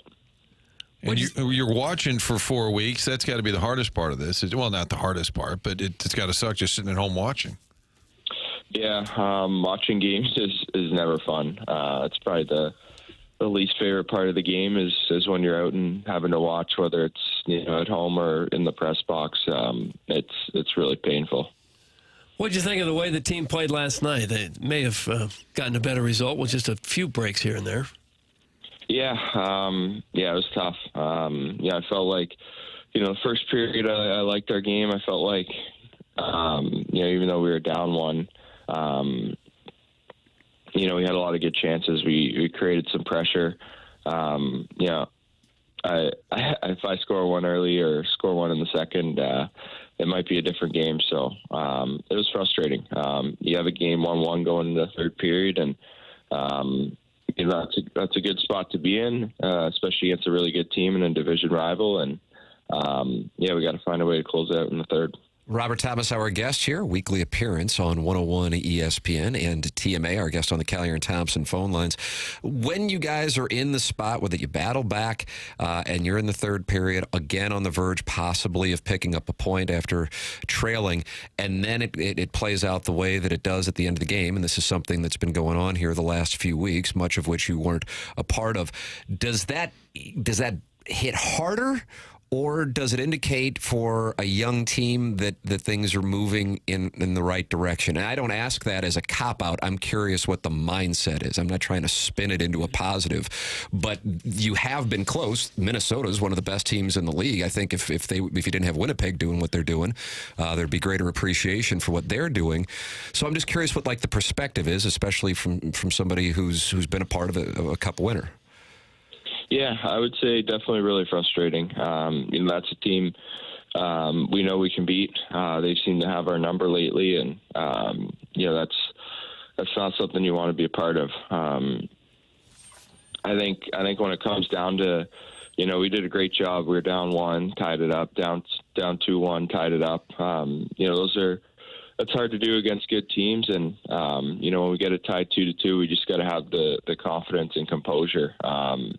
They seem to take it to us after that, and that's something where we need to push and be aggressive. We can't kind of wait back and sit around, or they're going to make you pay. So I think it comes with just a little bit of how it's going lately. I think guys are missing confidence in those situations and afraid to make mistakes. And when you get in a situation like that, it's kind of death for you. Coaches always say to flush it, move forward, 24-hour rule. How about his players? When there's been some just sort of bad luck over this stretch here, how do you turn that page? How do you show up the next day and not think about the bigger picture? Yeah, I think, as players, you've been a part of it or done stuff like this for a long time. And, the highs and lows of the season, whether you're coming off a big win or a big loss, you got to find a way to just turn the page the next day. Can't let games drag on 1 or 2 days, or else as you pretty much play every other night. So it's something a lot of us are accustomed to, and that's just the mindset all year long.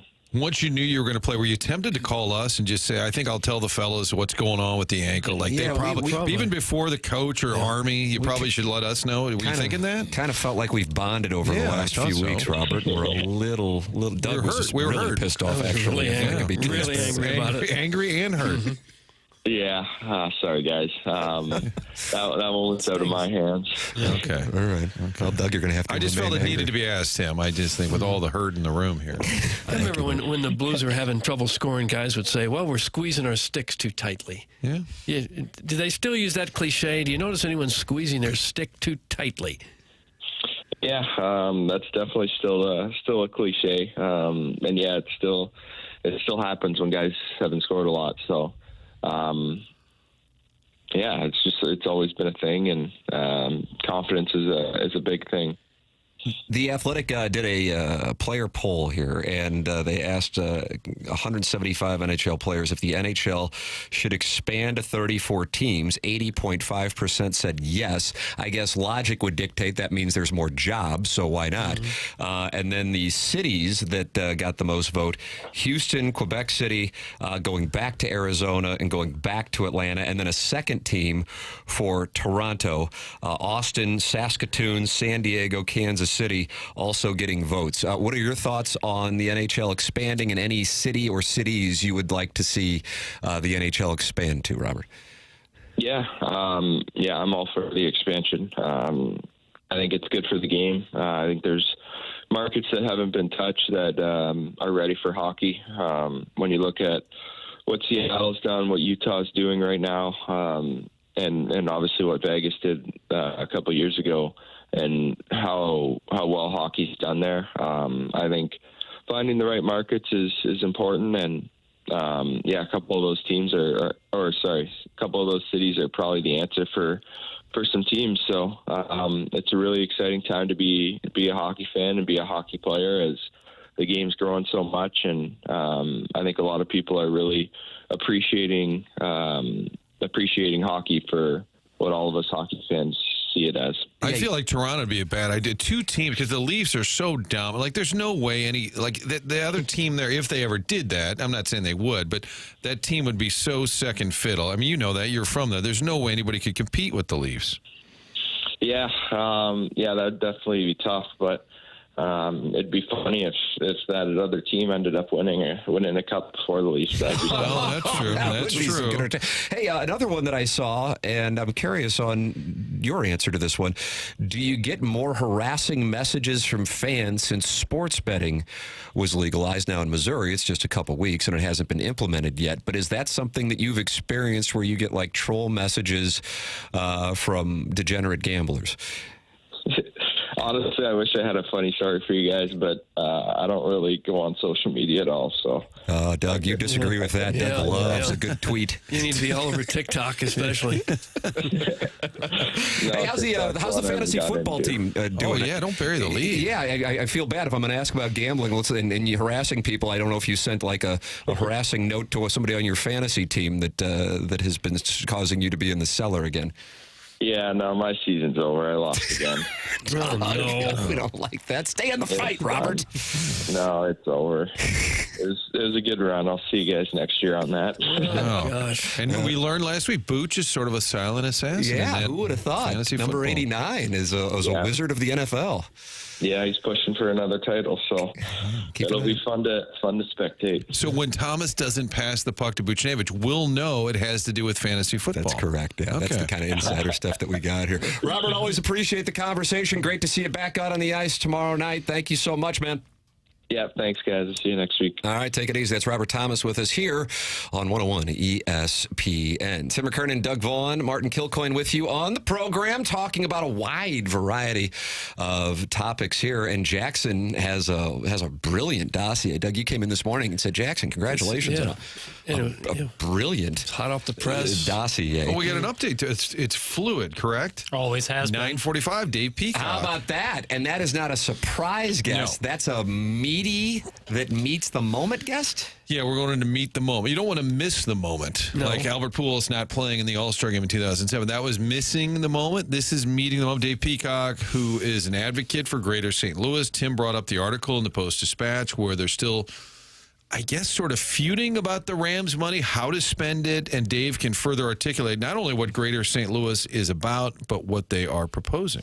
And that conversation has not only led to a lot of texts into the Air Comfort Service text line, but also into my phone from people who are kind of in the know on this topic. And I've got another piece of information on that, which we will have and probably discuss with Dave Peacock when he joins us coming up at 9:45. Mentality is a longtime sponsor of TMA. If you're feeling like you've lost your edge, if your energy, focus, or drive isn't what it used to be, it's time to get back on track with Mentality Health, your local experts in testosterone replacement therapy. Visit Mentality today at lowtusa.com. That's lowtusa.com. Your first step to reclaiming your vitality. If you're feeling tired all the time, that might be more than just stress. Low testosterone could be the issue. If you're struggling to keep off the weight or maintain muscle, testosterone levels could be the culprit. Visit Mentality at lowtusa.com. That's lowtusa.com. Your first step to reclaiming your vitality. Tim McKernan, Doug Vaughn, Martin Kilcoyne. This program is called TMA.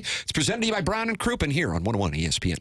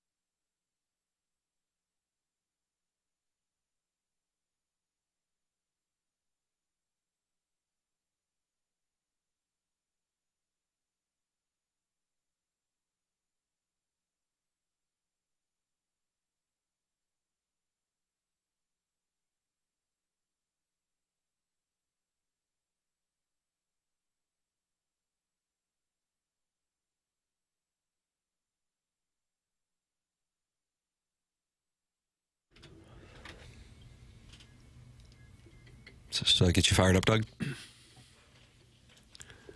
I can tell you're getting fired up. Well, not that much. What is this? Who's doing this? This is just acoustic sessions. Yeah, acoustic sessions sampled this, I think. They sampled it. It's the morning after. It's presented by Brown and Krupin, Fisher Window and Door Store.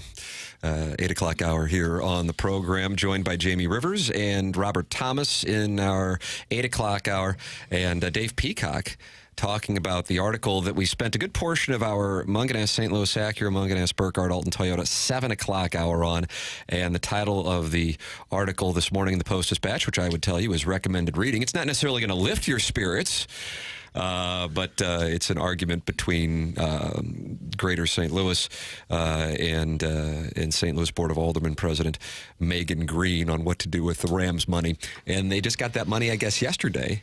And so now they're... Just came in. I looked it up. November 2021.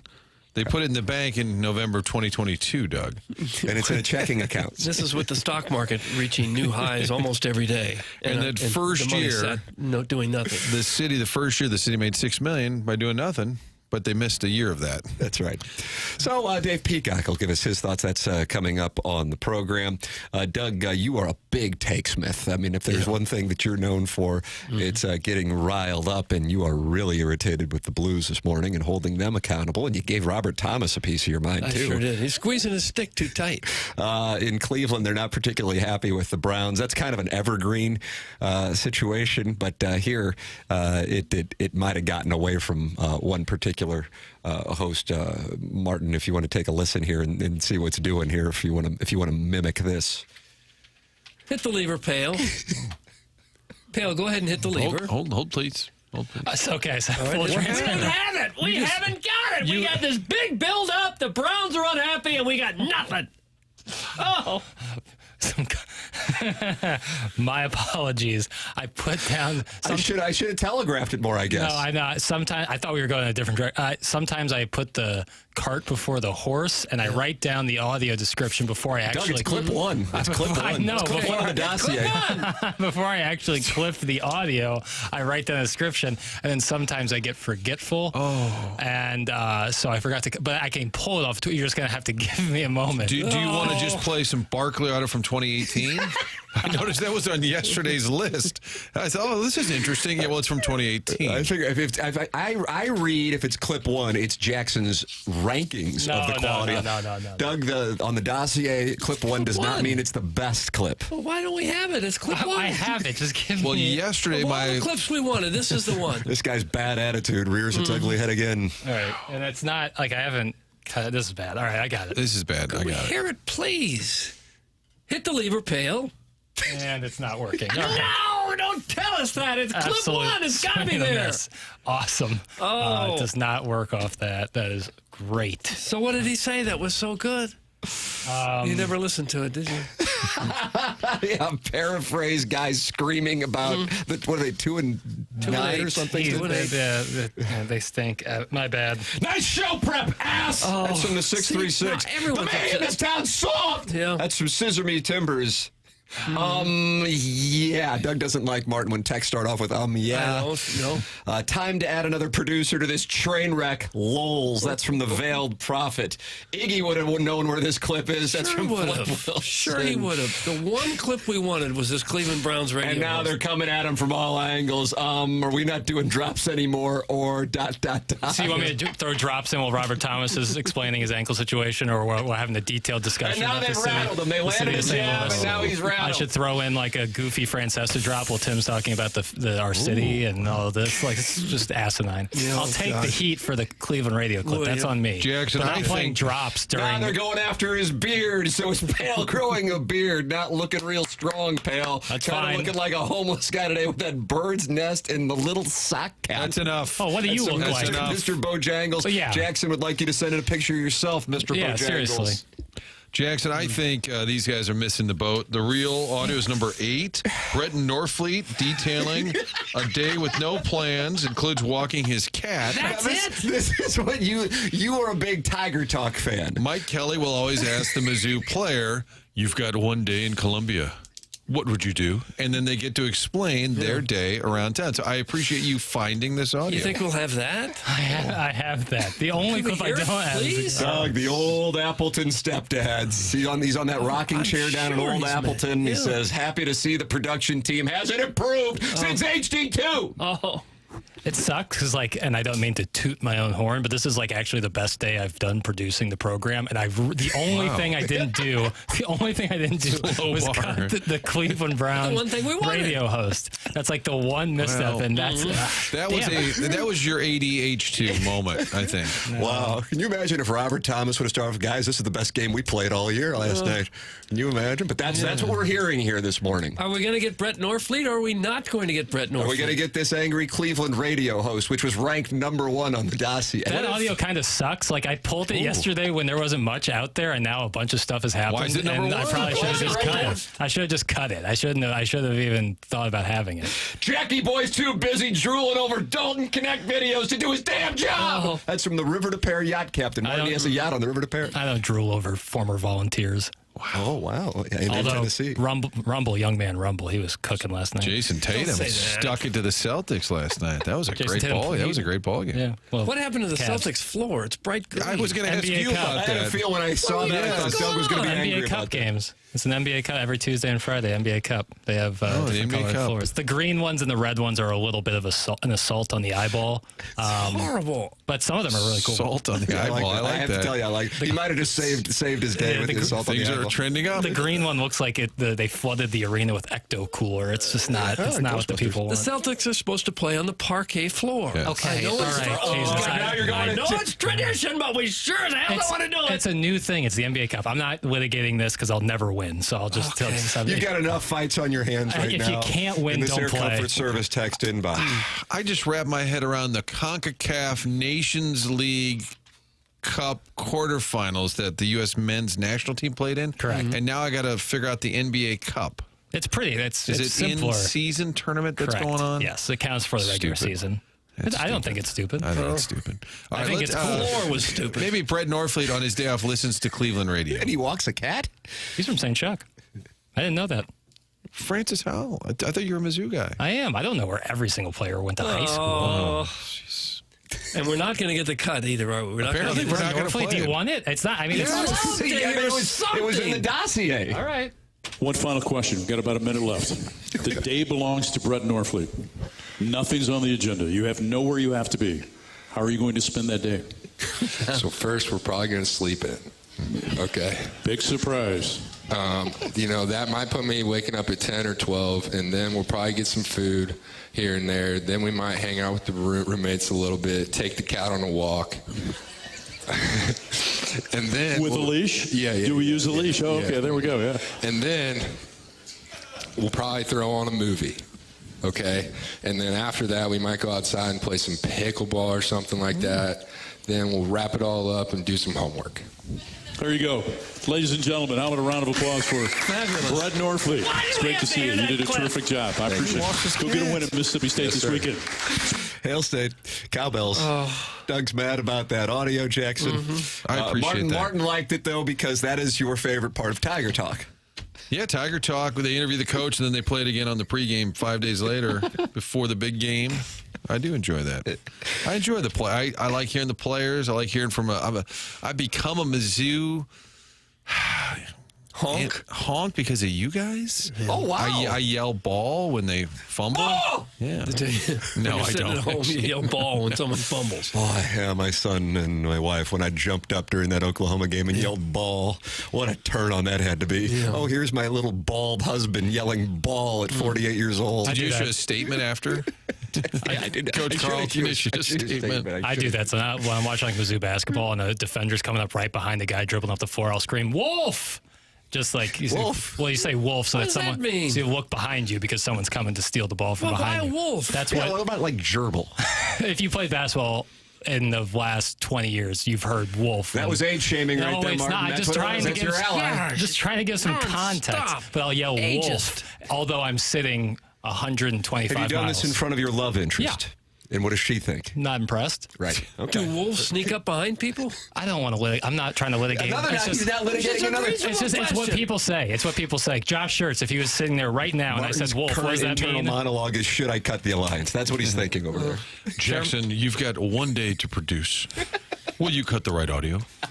Unlikely, apparently. Damn it. Oh, now he just threw his pen down. That's the kind of behavior we got in here. Stupid. Hey, lady. Oh, you got the Browns audio, Chairman Kurt? Yeah. Oh, no. He just went up Chairman Kurt just No. dunked on him. No, that's not a dunk. That's Switch just seats. helping out my guy. Okay. It's noted, though. I mean, I don't know. Are we going to have a ceremony where Chairman Kurt gets the C and Jackson gets the A? I don't want the C. You don't want kids, you don't want the C, but you've got audio. All right, let's hear it. Yeah. Please hear the Jackson's internal monologue for the record is this audio's crap and there's been too much buildup for it. That's what he's thinking. It would have been. It might have been crap if I played it originally. It's like I on said, the dossier. I know. I put it on there. I should have cut it because it was before things happened. We got too much now. There was not enough then, and the show has too much. Okay. Joey Galloway, SMU coach, Mike Elko, the Joey Drew Galloway. Bannister. We didn't play any of it. We're playing the Joey Galloway one because that one's outstanding. This Cleveland, it's 2 minutes long. Yeah, well, we can cut it off if we don't Charles like Barkley's it. still on here. That's a good clip too. That was from last night. I would like to request the quality of the audio is ranked on the dossier. I don't know if that's fair to ask, though. Maybe that's too much. I'm going to have to do it like right before the show. Shape-shifting. That's fine. Can we get a committee together, like the college football player, and we'll rank them? Rank audio clips. Top to bottom. Help with that. Yeah, he's involved. Mac Rhodes. Yeah, they get Mac Rhodes in there. Mark Hanna would probably be happy to be involved, especially as a longtime sponsor of this program. He's online at evergreenstl.com. And I would tell you this, you get on the phone with Mark Hanna, and you are going to leave the call feeling better about not only your financial situation, but about the world. He has that ability. He's one of those people who will lift your spirits just by having a conversation with him.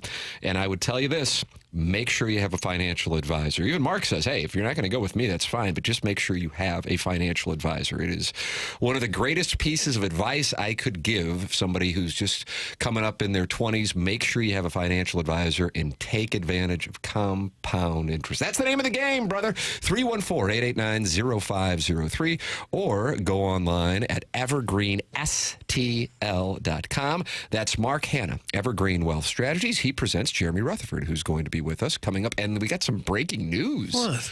From Jeremy Rutherford, and I have a feeling Doug's not going to like this. Why? This is a tough day for you. Yeah. Mark Hanna, Evergreen Wealth Strategies, evergreenstl.com. Mark works with you to design a financial strategy. His straightforward approach starts with a 15-minute phone call to discuss your financial needs. Visit evergreenstl.com or call 314-889-0503 today. Mark Hanna offers securities through Equitable Advisors, LLC, members of FINRA and SIPC, and offers insurance and annuity products through Equitable Network, LLC. Closing out our Fisher Window and Door Store, 8 o'clock hour. 5P Hustle and Heart Academy Sports Performance, 9 o'clock hour coming up with Jeremy Rutherford. Breaking news, and maybe Joey Galloway, Cleveland Browns, and old Charles Barkley. The Galloway stuff is great. Dave Peacock at 9:45. Design, Air, Heating, and Cooling email of the day at 10:45. And Martin just held up the phone. These are the jerseys. Can you see it on the YouTube? That's the breaking news for the Winter Classic. Jeremy Rutherford will have some insight on this, and I have a feeling Doug's not going to be happy. Well, that's coming up next. This is TMA on 101 ESPN.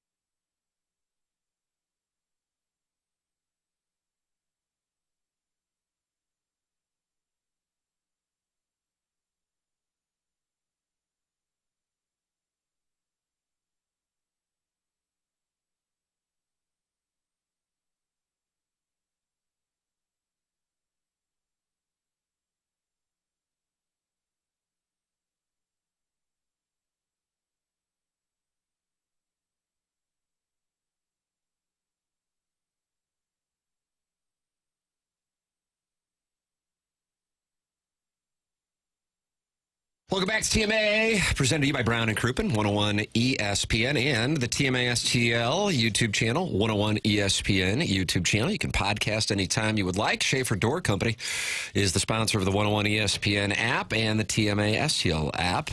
Tim McKernan, Doug Vaughn, Martin Kilcoyne late. Wow, that feels good. Now I feel like I got somebody in my company. I was having a little coffee talk. Yeah, with Carly. Who's the new guy? Have you met, have you guys met? No. Martin Kilcoyne, meet Mark Hanna. Hey, Mark Hanna, I've heard about you. Yeah, I've heard about Marvin Kilcoyne. Oh, gosh, it hurts. And Chairman Kurtback getting audio and just dunking on Jackson. Jackson's wandering around the studio. I don't know what's going on. But what just took place at 9 o'clock, Doug, the Blues have unveiled their sweaters for the NHL Winter Classic at Wrigley Field. Have you had a chance to take a gander? I saw him on Martin's phone briefly. And, you know, at a special occasion like this, it's supposed to be a throwback feel to the whole thing. I'm okay with older-looking uniforms. Yeah. Wow. That's fine. The Blues tweeted it out, then the first person to respond says, "What a stinker." Oh, that's the first now, usually on Twitter, the feedback is positive. First response. What is, to describe the sweater? With the piping on the right arm?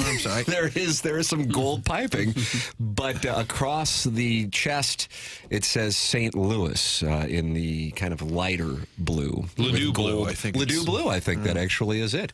Jeremy Rutherford with us on the Kyer and Thompson phone lines. All right, he's brought to you by this gentleman in here with the wonderful hair, Mark Hanna. And also, you've described your voice as seductive. Is that correct? I wouldn't. I've got a face for radio and a voice to match. Let's go with that. I like that. Ladies and gentlemen, Jeremy Rutherford. Morning, Jer. I describe his voice as seductive. Okay, that's who it was. I knew somebody, like when guys flirt with each other on the It's program. really only for the men. It's the only time it's effective. Yeah, that's hot. JR, in kind of a stunning development here, Doug is on board with the sweaters for the Winter Classic. How about that? Yeah, you know what? There's only one vote that matters. I just saw the first response to my tweet, and it was the non-ling, Kevin Lorenz. He said, "These are incredible." Wow, the non-ling on board. How about that? That's good. Yeah, they always kind of market this game as, remember when the players would play on the frozen ponds? It's just like that. Nowadays, nobody plays on a frozen pond. They've all got a rink, right? Yeah, and you know what? With this game being at Wrigley Field, like you guys talked about, look closely at these photos of the Blues playing, wearing the jersey. You'll see some green ivy in the background. They actually staged a set in which they had the Wrigley Field green ivy in the background behind these jerseys. I just caught that as I'm looking at the image right now. Doug, does that make you even more enthused about it? You know, I'm fine with the jerseys. I'm excited about the game. It's always fun. I wish it'd be nicer if the teams were a little bit better, a little bit more competitive in the league. That Connor Bedard's pretty good. He's good, yeah. I think the jerseys are fun. What's happening behind you, Jeremy? It's like Larry Nichols on the line. Well, what do you guys think about the no blue note, first time in franchise history? How about that, Doug? Yeah, I'm looking for it. I don't see it anywhere. Oh, is it on one of the shoulders? It's on the left shoulder. Yeah, okay. Yeah, it's going to be on the shoulder, but not on the crest. Okay. Right. A little bit like a Where's Waldo. You have to find it. Yeah. Oh, it's okay for one game. I wouldn't want to see that every night or. You don't have the same lax policy with Missouri football. No, well, because they play so few games, and Missouri football uniforms look like costumes. Yeah, we don't want to get to a point like where with Jackson, where he's predicting what helmets, what shirts, and what pants the Blues are going to wear each week. No. Mr. Siders, who usually isn't high on much, says those jerseys are fire. So if the non-ling and Mr. Siders are on board, then I'm on board. And Doug, you're on board, too. Yeah, I think they're okay. How about that? Hey, JR, and we welcome two-part questions via the Air Comfort Service text line, 314-399-9646. We had Jamie Rivers on and Robert Thomas on. So let's start with Robert Thomas. Coming back in 27 days from that fracture. Was that something that you knew was trending? I mean, we saw him out on the ice last week skating, but to be back out there that quickly and looking pretty damn good as well, that part specifically is encouraging for Blues fans, notwithstanding what has been going on with the results of the game. Your impression and some background on the quick return. Yeah, no, this was quicker, I think, than everybody thought. Drew Bannister did say yesterday that Robert Thomas went to Toronto he touched on it with you guys in the interview that he went through some medical training, that he's not going to go into in terms of what they did to get him back quicker. I'd really like to know more about that. It'd be, fun to talk to a doc about what they did. But when they say 4 to 6 weeks on the evaluation, usually it's on the, mid to latter end of that, 5 or 6 weeks. But to play, just shy of the 4 weeks is surprising. I caught a lot of grief from my colleague, Mike Russo, who covers the Minnesota Wild for The Athletic. He's got Thomas on his fantasy team. And he said, you told me December he'd be back. So I got him on the bench getting assists and winning faceoffs last night. So I'm catching grief on this one. Well, I like when journalists have a fantasy team and the player on the opposing team. JR, I want to go back to the uniforms real quick. The Winter Classic that they still roll out, that powder blue, was that from 2017 at Busch Stadium? Is that where that all started? Yeah, that was 17. You wear the home blue against Chicago at Busch Stadium, and then they went the white version, the road version in Minnesota in 2022. Because that one is extremely popular. Getting back to Thomas' comeback real quick, I asked him, too, how he came back so fast, and he wouldn't say either. Do you think they keep that a secret just so other teams don't learn the technique? When he said that to you guys, and he said that to us yesterday, too, in the scrum around his blocker, I thought that, Doug. I really did. I was like, okay, what's the secret here? And, the advanced technology with everything that these guys go through in terms of their rehab, I'm sure it's pretty universal. It's not like one or two teams' doctors probably know something that the rest of the doctors around the league don't know. So I don't know why the hush-hush. Maybe it's a deal where they just don't want to get into it and spill all the details, for 10 minutes in these interviews. I don't know. But to me, it's something that, I'd be interested in finding out. How can you come back from a fractured ankle in 4 weeks? And what are we talking about here in terms of the therapy? Yeah. Let's be honest. What this really reminds us all of was John Cena's stunning return at the Royal Rumble exactly years right. ago. Nicely done, Mark. Yeah, Nicely done, Mark. Such a fast recovery. Did he have a fake broken ankle or something? Oh, wow. Shots. Did he get stabbed with a rubber knife, something along those lines? There's some slander. Didn't they know he was going to get hurt before he got hurt? Yeah, it was in the script. Larry Nichols going to be calling in immediately. The two-part questions are coming in fast and furiously. Harrison's brother Master seemingly now, he's become the Cal May of the segment with the traditional leadoff. Please ask JR if he anticipates Jim Montgomery being the next head coach of the Blues. Also, Kyrou did it again last night. That's Harrison's brother Master. Not a big fan of number 25 and not a real big fan of Drew Bannister either. I asked Jamie Rivers about Jim Montgomery and the situation in Boston. I'm sure you talked about it with Papel last night after he was terminated. So your thoughts, sir?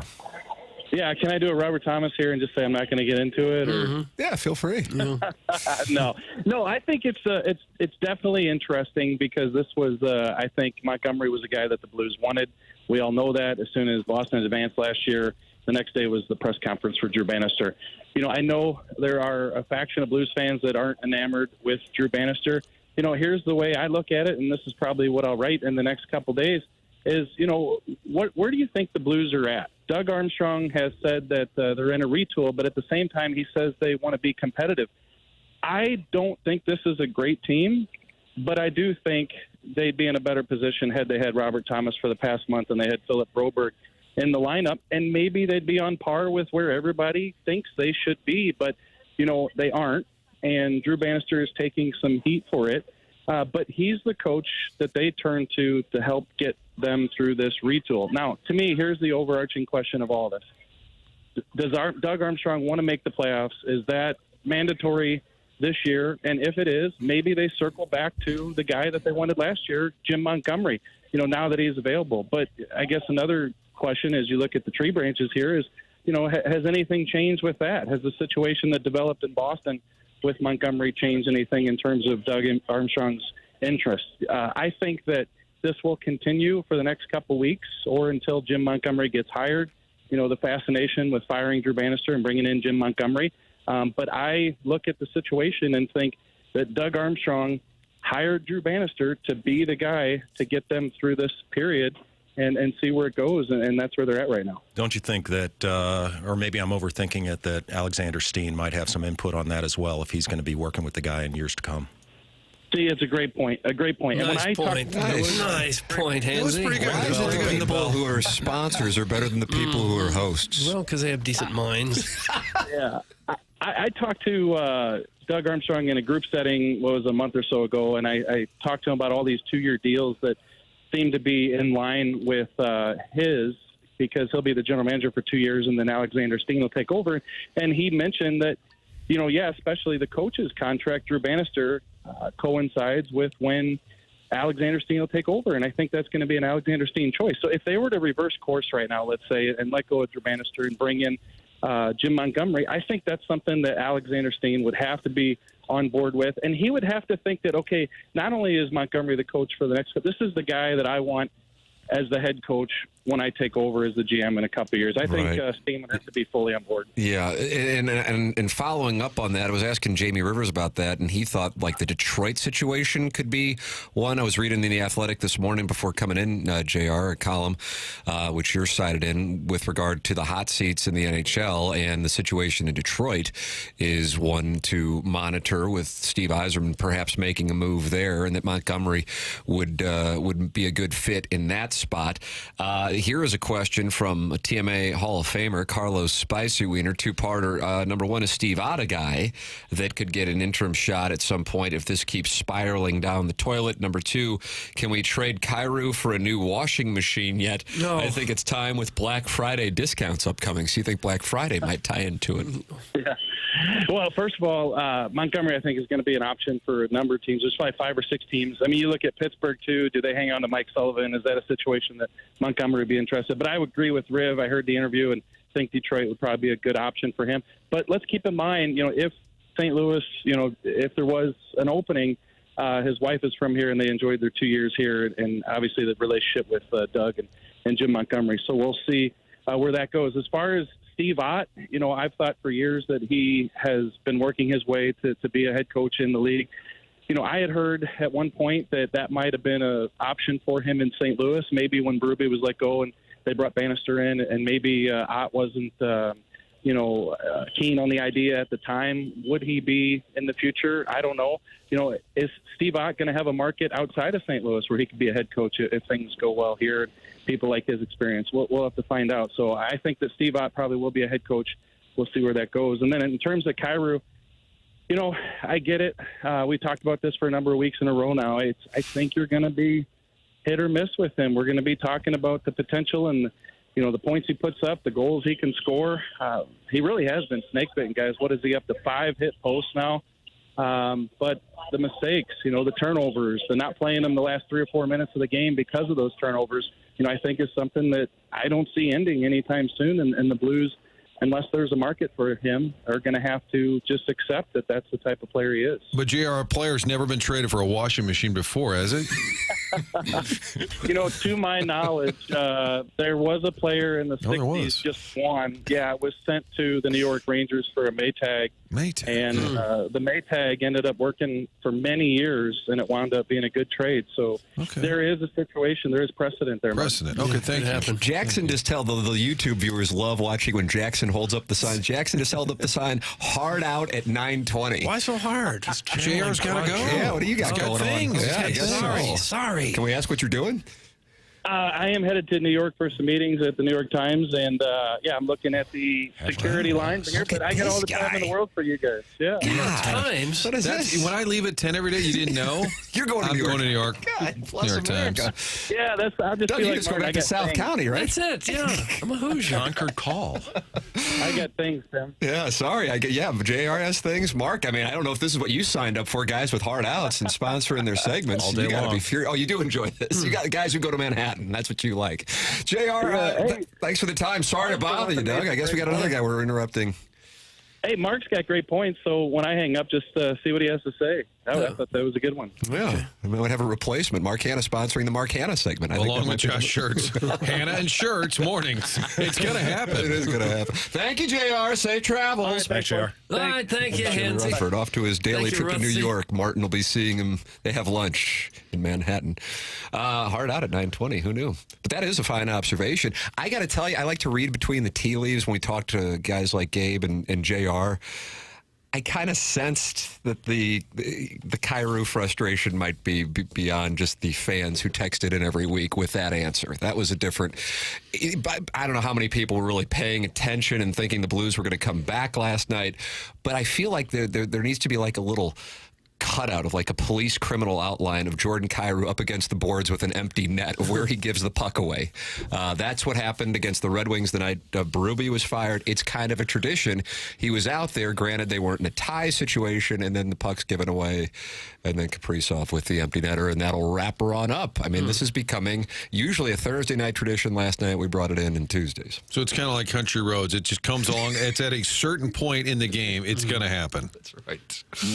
Doesn't Kyrou seem like he's too much of a talent, and he makes too much money to have to worry about him being on the ice in crucial situations? Yes, and if anything, you want your playmakers out of that time, you know? But he's not a playmaker. He's a finisher. He shouldn't have the puck. He should be finishing it off. There should never be a spot that he should be in control of the puck. He ought to be finishing it, getting rid of it as fast as he can. I think back to like a Brett Hull. You never saw him with the puck on his stick for a long time.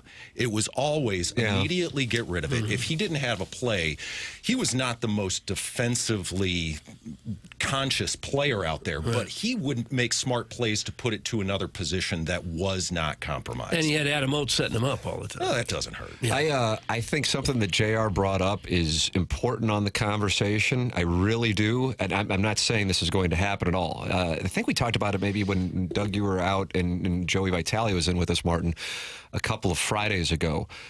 The Blues did not go and hire Drew Bannister immediately.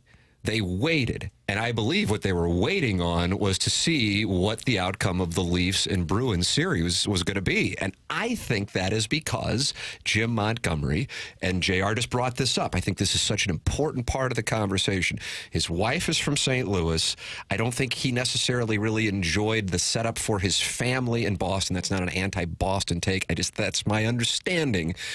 And if the Blues are going to, because Montgomery, as Jamie Rivers said, is at a point where, you're not going to come and take a team like the Blues that probably aren't close, unless Steen and Armstrong go, okay, you have a long runway here. We recognize this isn't going to be happening this year or next year for that matter, but you're the guy that we want here for the long haul. You want to be here. Let's make this happen, even though we know you're most likely not going to be leading a playoff team. I think that's something to keep an eye on. I really do. I think the fact that Army gave him a job when he had been exiled in Dallas, I think the loyalty factor between Montgomery and Armstrong is huge. I think even more so than a team with an attractive roster. I think Montgomery's like, listen, I love St. Louis. I've got connections there.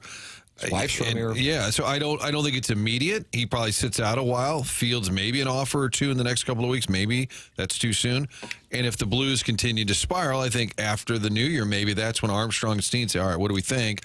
Is he the guy that wants to come in for the next 3-4 years and kind of flip this thing for us? I think that's very much in play. I don't think it is today or tomorrow, but I'm sure there's some thought there that he could be the next guy. And Bannister would probably say, I get it. He's in play. I got to do the best job I can do in the meantime. Probably can't wait too long, though, because someone else will snap him up. But I think he'll wait. I mean, I think he would be interested in this job as much as any other job. Even though it's not as great a chance to win, I think again, I just go back to that loyalty to Armstrong for getting that chance after he'd been sort of exiled from Dallas. You're right. I didn't even think about that part. I'm thinking more along the lines of the family element, but you're right, with the loyalty because he had been exiled for what happened in Dallas. Doug, there is a chance, though, that maybe a Jacques Martin might be out there. Oh, that'd be nice. That'd be a good find. Yeah, Jacques Martin. Yeah. Who was the other? Jacques Demers. He's no longer alive, though, He couldn't read. Didn't he pass away? Yeah, I knew. I think Demers is still alive. Is he? He couldn't read. Right. Told everybody after the fact. Yeah, he'd have people read him the press releases and everything. He went off to Detroit, and they said, well, we got to get somebody else. Let's get another Jacques. Let's get Jacques Martin come in here. This big Jacques 1980s, Doug. It doesn't seem like there's as many Jacques now as there used to be. Yeah, we'll talk about that when the 10 o'clock hour, I think. Where did the Jacques go? Jacques Lemaire. Mark, thanks for coming in and also asking the best question, too. sun even shines some days. Mark Hanna, sponsor of JR here on the program. Always good to see you, fine sir. Thank you so much. Great to be your guest. Dave Peacock's coming up at 9:45. Jackson, what audio do we have? No. Oh, he has no mic. I just looked at it. No. Hear us now. Martin, this is your favorite The part. return of Nell with his signboard.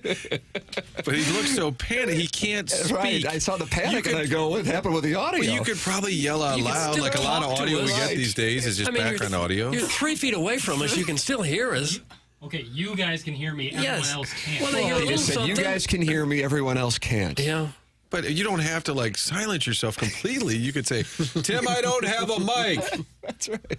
Is he going to mime school after It did this? look. Yeah, Marcel Marceau over there. All right, we'll take a break. Come back with whatever audio Jackson has for us. Dave Peacock, 9:45. Design, Air, Heating, and Cooling email today, 10:45. This is TMA, presented to you by Brown and Krupin on 101 ESPN.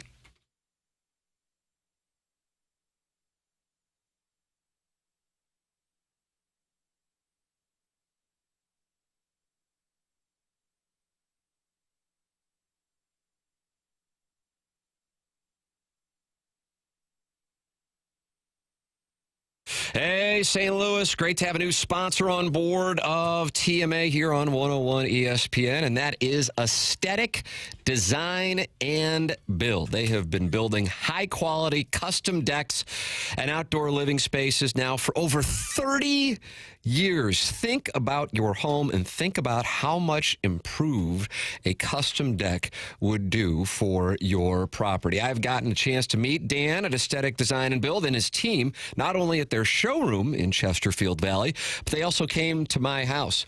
And I think the world of them and what they can do for my home and also for your home. They have a showroom in Chesterfield Valley. They walk me through all the different types of custom work that they are capable of doing. And that, of course, includes the custom decks, adding on a pergola, or even looking to shade your covered patio with a retractable screen. They have answers for it all. These custom decks that they do are second to none. Let them show you what they can do for you at 636-532-5008, or you can visit them online at aestheticdesignandbuild.com and let them know TMA sent you their way.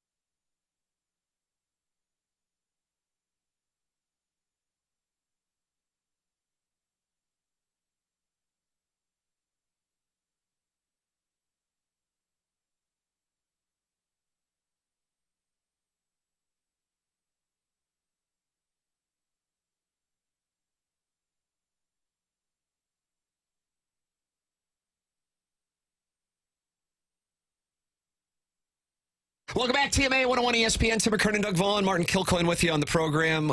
Jackson Burkett called this at 8:53 his best produced show. Really? November 20th, 2024. Where were you when Jackson had his best produced show? We still haven't heard the Cleveland radio host. Yeah, we won't. Other than the 3 home runs you gave up in the first inning, would you say it was a good outing? Well, this is far from giving up 3 in the first. Gosh. Okay. Now you're combative.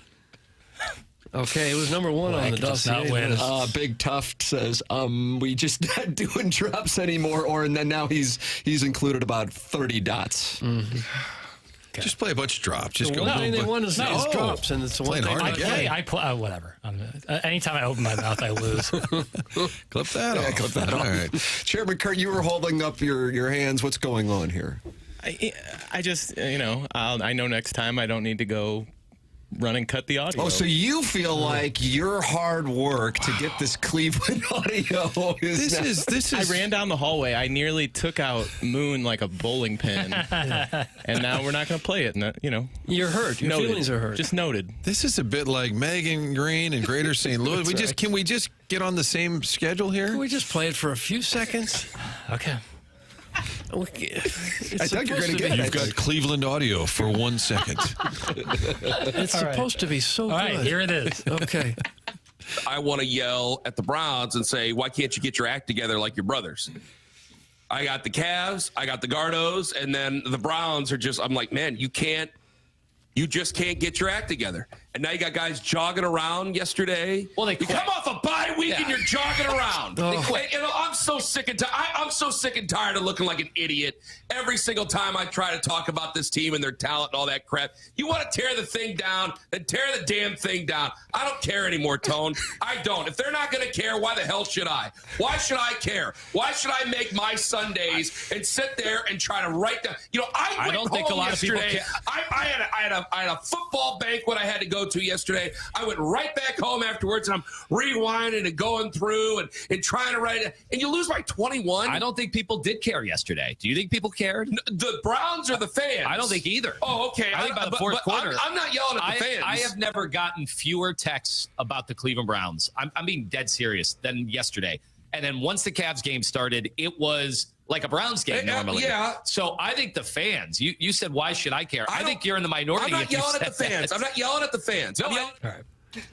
You had enough. Those were hot I know. We hit the good stuff. I have to tell you, I was prepared to be underwhelmed by the audio, and I was delighted by it. Wonderful. That's why we pressed for it. Anytime, Martin, I know you've labeled there's different genres of sports talk radio hosts. There's guy who discovers take mid-segment. Stumbles into opinion guy. Right. Begging for calls guy. Begging for tickets, Chairman. Begging for tickets guy.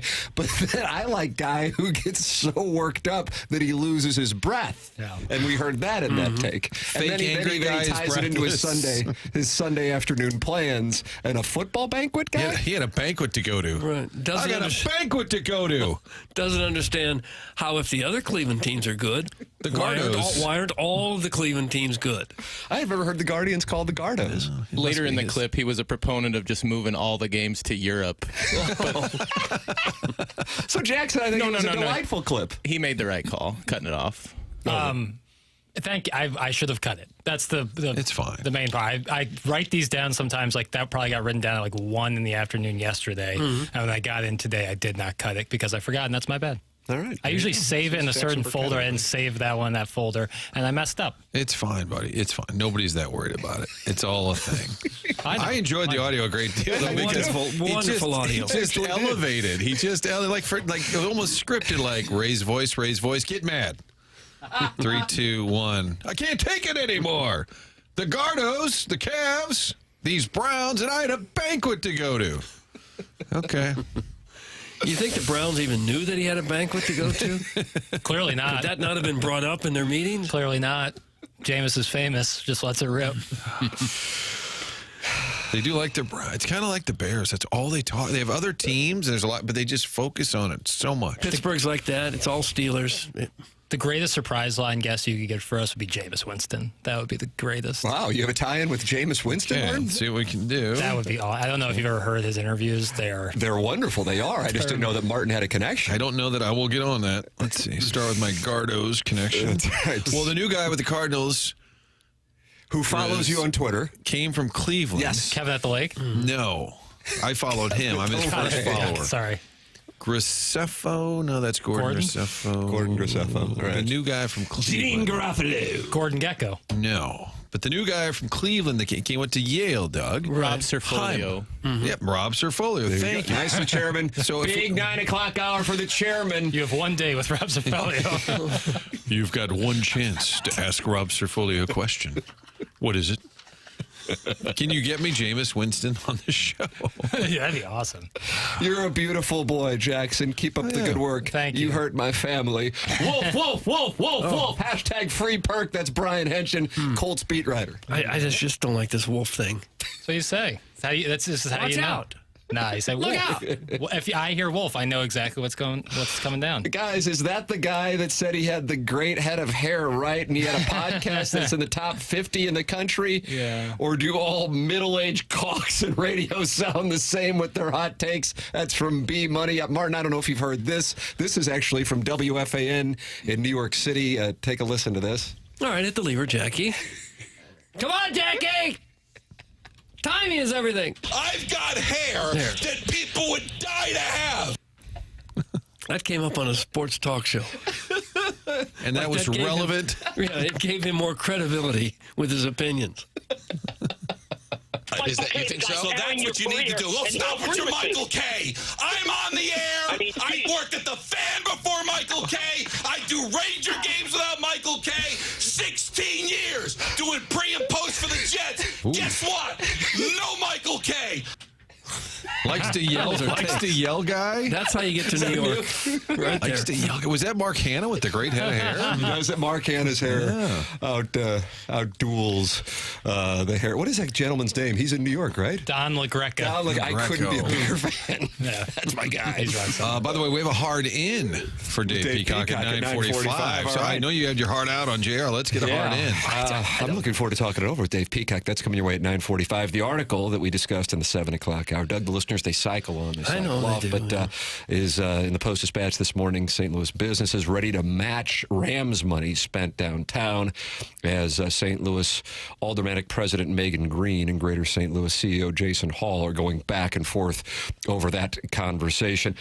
James Carlton, who is a loyal sponsor of this program as well as a loyal listener, texted me that Clark Hunt will donate some proceeds from all the Missouri Chiefs gear sold at our local supermarkets.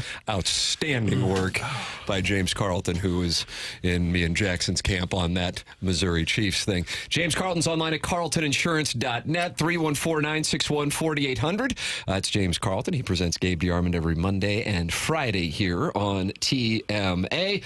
You can go online, type his name in Google search engine, and you are going to see 400 5-star reviews. Everybody who does business with James raves about the experience, and that's why I made the switch 5 years ago, and I am so happy that I did. Once you make the switch, they do all the paperwork for you. Couldn't be any easier. It's James Carlton of the Carlton State Farm Insurance Agency, online at carltoninsurance.net. If your insurance costs a leg and an arm, call James Carlton State Farm. All right, we will take a commercial break. Dave Peacock going to join us on the other side of the break on this article and the discussion that we've had regarding what they are doing with the Rams' money, and now that private entities are going to match it, where things stand as Greater St. Louis and the president of the Board of Aldermen, Megan Green, are having their argument. That's coming up next. This is TMA, presented to you by Brown and Krupin on 101 ESPN.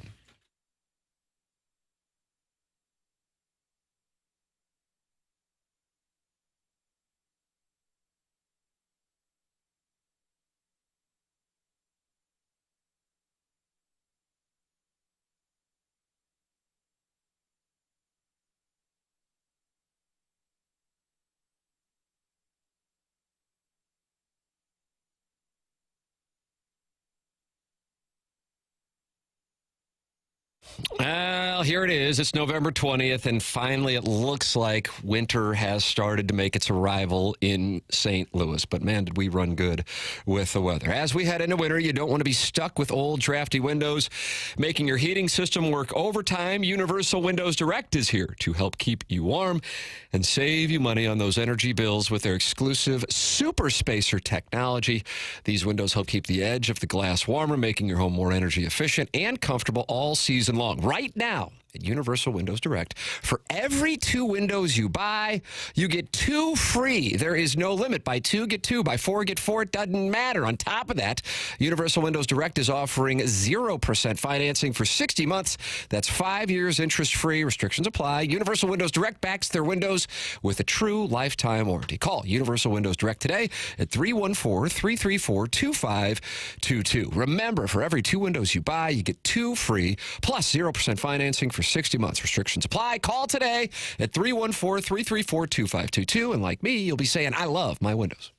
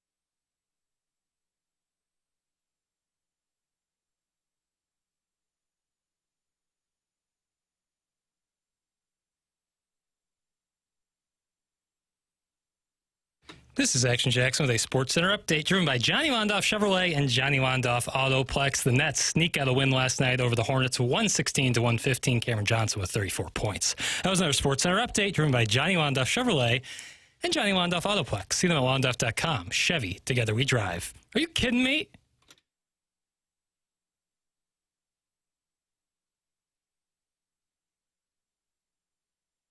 The Morning After 101 ESPN, 5P Academy and Hustle and Heart Sports Performance 9 o'clock hour here. And Dave Peacock about to join us on the program.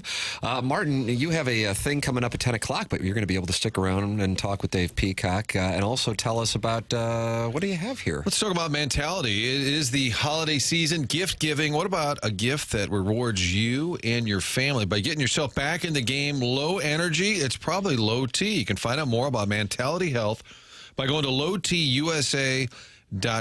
Your first chance there, your first step to reclaim your vitality. If you want to get back in the game, you've got fatigue, low energy, find out if it, in fact, is because you have low T. That's oftentimes the case. It leads to weight gain, muscle loss, mood swings, instability. So meet with the folks. I was out there with Kevin and Dave. What a great team. And you can tell how energetic they are. They look extremely fit, and they know what the secret is, and that is to check your testosterone, do the entire blood panel. They'll sit down with you, in-person consultation, nothing online. Map out a plan for you. What are your goals? Where do you want to improve? Could be in the weight room. They're going to help you get back in the game. We're talking about energy and focus. We lose it over time. You can get it back by addressing it at lowtusa.com. Mentality Health, getting you back in the game. All right, the article that got us going this morning and got many in the audience in our Munganess St. Louis Acura, Munganess Burkhardt Alton Toyota 7 o'clock hour.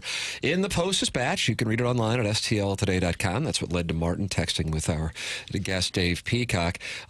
Speaks of the following. The chief of the region's main business lobby says the private sector is prepared to more than double a $100 million public investment in downtown infrastructure and buildings outlined in new legislation to allocate the city's $250 million share of the Rams relocation settlement. The commitment was included in a letter Greater St. Louis Inc. CEO Jason Hall sent to St. Louis Board of Aldermen President Megan Green on Monday as part of an ongoing back and forth between the two leaders on how to distribute the Rams settlement windfall. Martin, we were discussing that in the 7 o'clock hour. You had Dave Peacock on your podcast here recently, and that's what led to you texting Dave and bringing him on this morning's program. Yeah, and I think people will say, okay, what is Greater St. Louis and what is their role in this? Dave, welcome to the show. Thanks for doing it on short notice here. He's kind of a surprise guest to you, Tim. Yeah, not quite the surprise line. Yeah. Dave, welcome. Tell us about Greater St. Louis for folks who don't know what that is. Yeah, thanks, Tim and Martin. Greater St. Louis, and look, I'm a member first. I want to qualify it. I don't run the organization or anything like that, but it's basically a lot of the businesses are members of the organization. So think of it's almost like a chamber of commerce. It's not quite the same thing, but I think in layman's terms, and they do a lot in partnering, frankly, with the public sector, but also trying to bring other business, bring other investment and economic activity to the region and specifically to the city. So when we see what's going on between Greater St. Louis and the Board of Aldermen, people on the outside looking in go, why can't this get worked out? Why is there an argument years later over what to do with this money? What would you say to those people who are learning of this issue for the first time, reading this article in the Post-Dispatch this morning, Dave?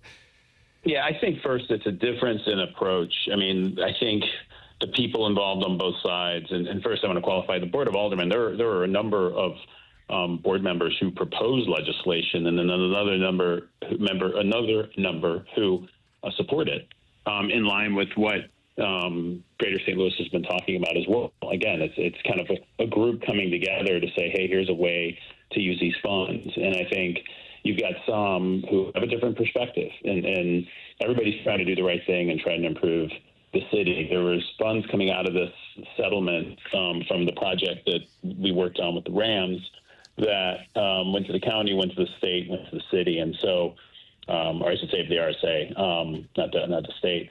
And this is the city's portion, and it's a difference of, do you invest this kind of once in a generation, maybe once in a lifetime, amount of money to make a real tangible impact on the city, or do you put it in an endowment which spins off, call it $20 or $30 million a year? And again, the question is, the governance around that, how that money's spent, et cetera. I think in this case, governance was laid out as hey, there's There's got to be committees that appropriate, that the Board of Aldermen are involved, the constituents in the market are consulted with. It's invested in disinvested neighborhoods that are defined by the city's economic justice plan. So there's a city economic justice action plan that's been put out there, and so those areas would be defined by that. And so it's a difference of, do you spend the money, in a very visible and transparent way now to get benefits frankly, that I see that add on to NGA, the new soccer park, other investments that have gone on in the region, or do you put it in an endowment and hope to get kind of $20 to $30 million a year, which again would be used and presumably for projects. It's just uncertain and unknown what they would be. And the city's slice of the NFL settlement was $280 million. To your knowledge, Dave, have they spent any of that, or that nothing has been done with that money yet? I don't. I'm a member of a group, and it's we've had discussions on an approach to take the majority or lion's share of the funds and what to do with it. I don't know if any of it's been spent. I know. I presume that money has been invested at this time and is earning interest, which is a good thing. And so, that amount of money is growing. But that's the other thing to think about is as you look at this, and this relates to spending now on what is meaningful, tangible impact, but doing it in a transparent way, or putting it in an endowment is kind of interest rates are declining, and is the yield you get out of an endowment less than maybe what you would have gotten a couple of years ago. The other thing I worry a little bit about on an endowment is size, right? I mean, when you see like in Washington University and St. Louis, some of these universities and organizations have billions of dollars. An endowment creates a real meaningful amount of money. But when it's $200 million, not that $30 million or $20 million, whatever it would be, isn't meaningful. It's a lot of money. But against the context of the kind of projects we need to get the city back to where I think everybody wants to see it, it would just take a long time to get those funds spent in a transparent way for people to see a meaningful impact. How big of a priority is it for the business community to do something about just general safety and the perception that it's not always safe for people to be downtown? It's a big one. I mean, it's something that is talked about a lot, and as you've seen, there's been organizations and businesses who are downtown that have moved out of downtown, out of partially due to the safety issue. I think there's hopefully a view that, one, you don't fix these things overnight, although the crime numbers have improved. It's one thing that, the data is the data, and the crime numbers have improved, but people still have concern because there's all these kind of random events that occur, and that's what I think has people really, really concerned when they hear about things at Ballpark Village or what have you. It's a huge priority, but I think it's got to be a regional collective along with the public sector on how do you really turn, in this case, the city around relative to the environment. How do you create density? I mean, I was traveling to New York quite a bit for work, and people would ask me here in St. Louis, well, do you feel safe? I feel incredibly safe because there's density, there's people around. So, I think some of this is designed to get rid of the potholes, to improve streets that have been neglected, to invest in housing, invest in those types of things that can generate and support businesses moving into the city. Housing being really important. I mentioned a second ago, it's having people live in the city and feel safe, and having that kind of density actually brings with it safety. So philosophically, Megan Green's saying that, well, we went to people, they prioritized these 4 items, and then downtown infrastructure, and that's certainly vague, but downtown infrastructure was 5th. And what Jason Hall of Greater St. Louis is saying is, let's not only put downtown first, but then there will be private funds to match. And one of her counters to that, Dave, is, well, I don't know how does that look? What does the plan look like? Who is coming up with this money? What can you say to that? Yeah, look, I mean, if Jason and others have committed to the money, then you've got private entities, whether they're businesses or individuals, willing to commit that kind of funding. I think number one. Number two, the plan that I know Greater St. Louis put forth is both downtown, but also these other neighborhoods. So North St. Louis, South St. Louis. So it's not all for downtown. There's a large portion for downtown. But it's really to help cover both. And I know there was a survey done, I don't know if it was a couple months ago, that revealed that at least in the survey of city residents, that the proposal put forth by members of the Board of Aldermen and Greater St. Louis and others who support it was favored. So again, I think people are trying to do the right thing for the city. I think it's a difference in point of view. I think it's a question if people would like to see tangible impact done in a transparent way, aligned with all other city policies, where people can hopefully see the benefits within a 5 to 7 or 8 year window, if that money can be invested properly. Or do you want to see $20 million a year kind of on smaller things over what might take 10 or 15 years to have any kind of a similar impact? So I think that, at least my belief, as someone who has spent enough time down in the city, I've lived in the city for a number of years, worked in the city for 20 years with Anheuser-Busch, I would love to see, along with the private funds that are promised and the money that's going in already in projects like the Brick Line and other things, and NGA, the soccer park, other things that have gone on, Ballpark Village 2, what the O'Laughlins have done, you start putting it all together, and within 10 years, St. Louis looks very different, feels very different, I think could be kind of a thriving city again. And that's what I think people would like to see. But it just seems like there's so much inertia. Maybe it's every city, maybe it's every city, county, but it just feels like we're always getting in our own way. Is there frustration on your end? I don't know that you have any skin in the game per se, other than you seem to have always wanted downtown to kind of make a comeback. Or what's your frustration level that it seems from the outset that we really struggle to get anything done?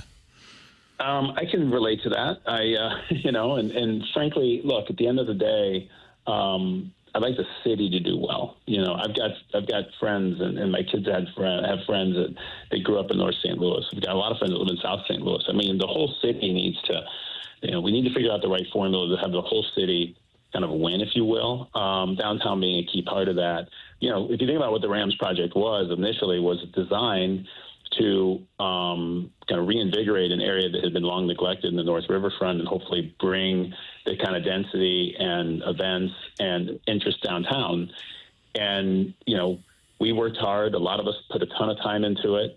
And, while we didn't prevail on the team, there was always a little bit, and I said it publicly before, I always knew that this would either get a team or we'd get money. And that money would either come from an NFL offer, which never came, or through litigation where we ultimately did get a settlement of over $700 million. So being the case, it would be great to see this benefit both downtown and these disinvested communities. I think it'd be great for the city and ultimately good for the region. How confident are you that we'll see real positive change within 5 to 10 years? I actually think if we can align behind a plan like this, and again, I think investing intelligently, transparently, with input into areas that have already been defined as needing it, and into the major economic kind of backbone of the city and region, coupled with the private money that's been committed and the private money that's already going into these areas, I actually get very optimistic. I really do. And while we hear about crime and we hear about people in cities and companies moving out, or I should say companies moving out of the city, that can change. And you see it in places like Cincinnati. You go to Pittsburgh and it's a nice downtown. So these are mid-sized, middle of the country, quote unquote, flyover cities that are getting it right. And I think we can learn from them. Cleveland's another example. So I'm optimistic. We just need to kind of be action-oriented, align, make sure everybody's communicating, and just be committed on not letting politics get in our way, but really let progress be what defines what we do. A couple observations here as Dave Peacock is our guest on 101 ESPN. Kyer and Thompson phone lines. Martin said this, but I want to re-emphasize it. This is altruistic, really, for you. I mean, you've already put yourself out there with the Rams thing 10 years ago, but have been in the private sector, successful for a number of years. This is something that you're just passionate about, and I recall having you on my podcast, and you're talking about thinking about future generations in St. Louis.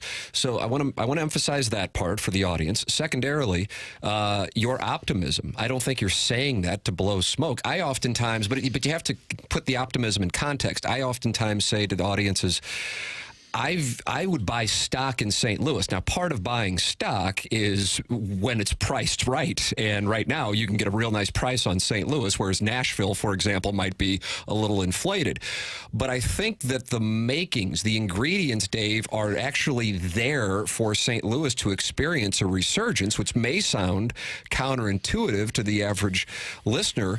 But that's because there is infrastructure, but there's also an effort behind the scenes to get it going from people who don't necessarily have skin in the game. So that's how I put that context out there. How do you see that viewpoint? No, I mean, I think it's a lot of people, right? And I think even, look, I'll say this all day. I mean, and people will bemoan politicians, but everyone from President Green to Mayor Jones to, I mean, I believe, right or wrong, I mean, they all could probably be making more money doing something else, or obviously less public scrutiny doing something else. And so I have a lot of respect for people who serve. And so I think that's an important point, because it's so easy to bemoan kind of the political nature. And these are tough decisions, and these are differences in opinion on how best to invest funds to turn the city around, but everybody wants to get the city in a better place, which is good. So, yes, I tend to be an optimist. I look around and see, Detroit is a great story, but it's a great story because it came from one level and has moved up to another. And I also think it's really important to go with a philosophy that you make the right decisions and then you make the decision right, and meaning that things are going to come up. Problems are going to occur. Environment's going to change. Think of a pandemic, certainly changed things for the city and other mid-sized cities. And so you then have to then take decisions that were made ahead of that and make them right, and adjust and adapt, and but work together. And I do think the region, believe it or not, is actually working together better than it has in the past. And this is just part of a process in that continuing. So I agree with you. It's a place to bet on. If you're buying stock, you want to buy stock in underappreciated assets, and I think our city is underappreciated. But with a guy who runs a company that's relocated here and has people that are coming in here on a frequent basis, they're blown away by St. Louis. They think it's a great community. They've been downtown. They can't believe Forest Park and how amazing it is. Some of them have stayed the weekend to enjoy the amenities we have, and they're coming from California. They're coming from New York. They're coming from Chicago. They're coming from other places. So we have a lot to offer. We just need to fix the areas that we have gaps, like crime and underinvestment in certain areas, and I think we could see a different future. Dave, when we talked recently, I asked if you had any NFL PTSD. It always goes back to the Rams money, the relocation, but I think people would be surprised. I told Tim this the other day. I think, didn't you say you've even seen Demoff? You didn't punch him. Where are you in your NFL PTSD? Yeah, I don't have any. I mean, honestly, you go into a process like that, understanding it's a business transaction. We followed what we were told from both the league and then ultimately the committee when the league started getting a little squirrely on us in the fall of, I think it was 15. The committee kept saying, keep going, you're doing the right things. I get congratulatory calls and emails after we got the Board of Legislation to pass funding, which was pretty late in the game. And then it went the other way. And no one was probably more frustrated after putting 2+ years into this thing than I was, but went right on the soccer. And then we lost the public vote. But thank God for the Taylor family and the Kavanaughs and others who stepped up. And now I just went to an event there Monday, which was great. It would not have happened and would not have had, over 10 or 12,000, whatever it was, people downtown, but for that entity being there. And look, as it relates to football, I still watch a lot of NFL football. My son's a big fantasy fan, so I support the players he supports. I watch Rams football. Kyron Williams is a great kid and has had a great career thus far for a guy who was underdrafted. So it's fun to kind of watch him as a St. Louis kid do well in the NFL. St. Louis have any hope, any prayer at all of ever getting another NFL team? Yeah, I mean, I'm honest and pragmatic. So you hear me optimist, but I'm also pretty honest when I feel like I doubt it, only because my sense is that the league is looking at larger cities and looking internationally, and with us being kind of a below 20, size city, depending on how you want to measure us, we're probably not a priority for them. Not to say that someone wouldn't buy a team down the road and want to move it here and go through that kind of process, although, the lawsuit probably makes it more difficult because it's expensive to do. But I think we got a lot, right? I mean, we focus on what we don't have a lot. I remember when TWA was here and we were a hub, I remember when we had an NFL team, we don't have those things, but we have a lot of flights I can get almost anywhere I need to. We've got great UFL. We've got, great college football experience regionally. We've got SLU basketball, which is exciting. I got to meet the coach last Friday night. We've got, soccer, on fire here. We've got hockey. We've got, baseball. We've got all these things. I think the more people see what we have versus, focusing on what we don't have, I think we actually have a lot going for us. Dave Peacock. Really enjoyed the conversation. Thank you so much for taking time out of your morning, especially on short notice, to join us and give us some added context on the story in the Post-Dispatch and also some further thoughts on the state of the region and its future. Great to hear your optimism. Dave, thanks so much for the time this morning.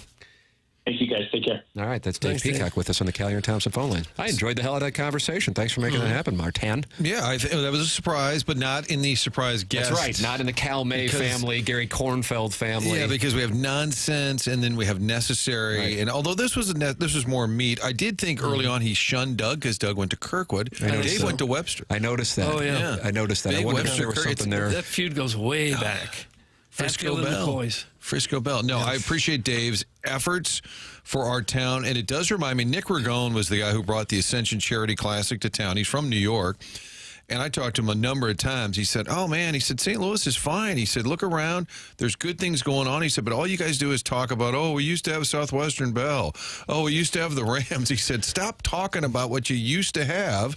And he said, focus on what is happening, whether it's at the Cortex or whether it's the city, the soccer, and the things that are happening that Dave pointed to. If you want to move forward, I believe Spags would tell the city, you got to focus on some of that. Now, there's still a ton of hurdles. Crime's number one. I think the whole state police thing is the next big domino to fall. But I appreciate a guy like Dave having a passion for downtown. I mean, he could live in Hawaii if he wanted to and just say, who gives a damn, but he's trying. Those are the guys who get things done. That's right. Yeah. That's exactly right. Somebody who kind of doesn't need it, for lack of a better term.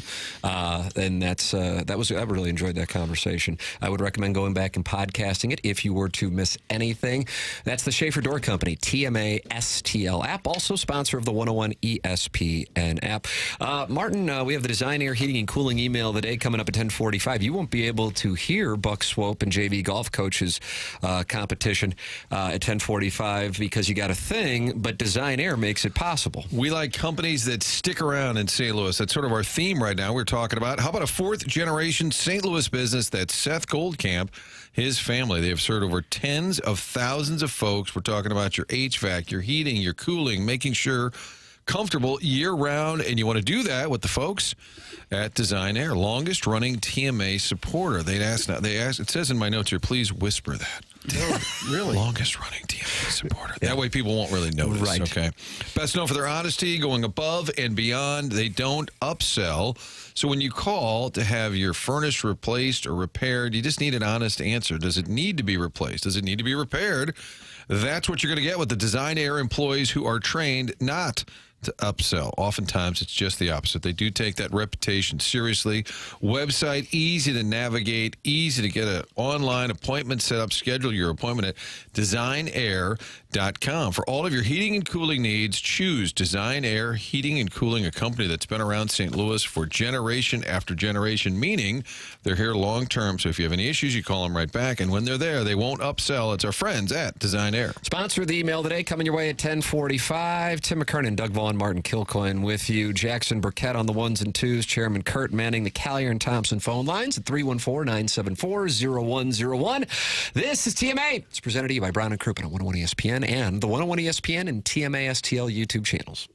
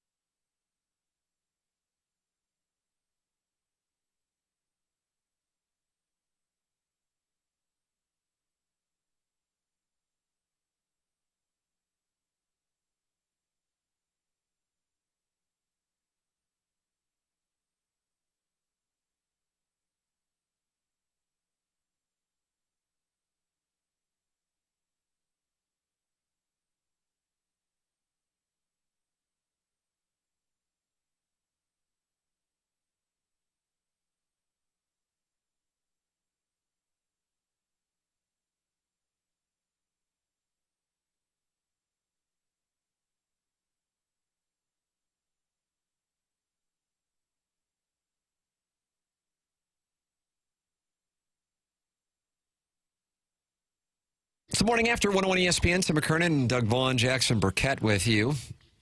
Martin Kilcoyne had a thing at 10 o'clock. Yeah, well, he's had a thing every day for like 3 weeks now. You're starting to get suspicious. Yeah, like maybe it's going to be every day.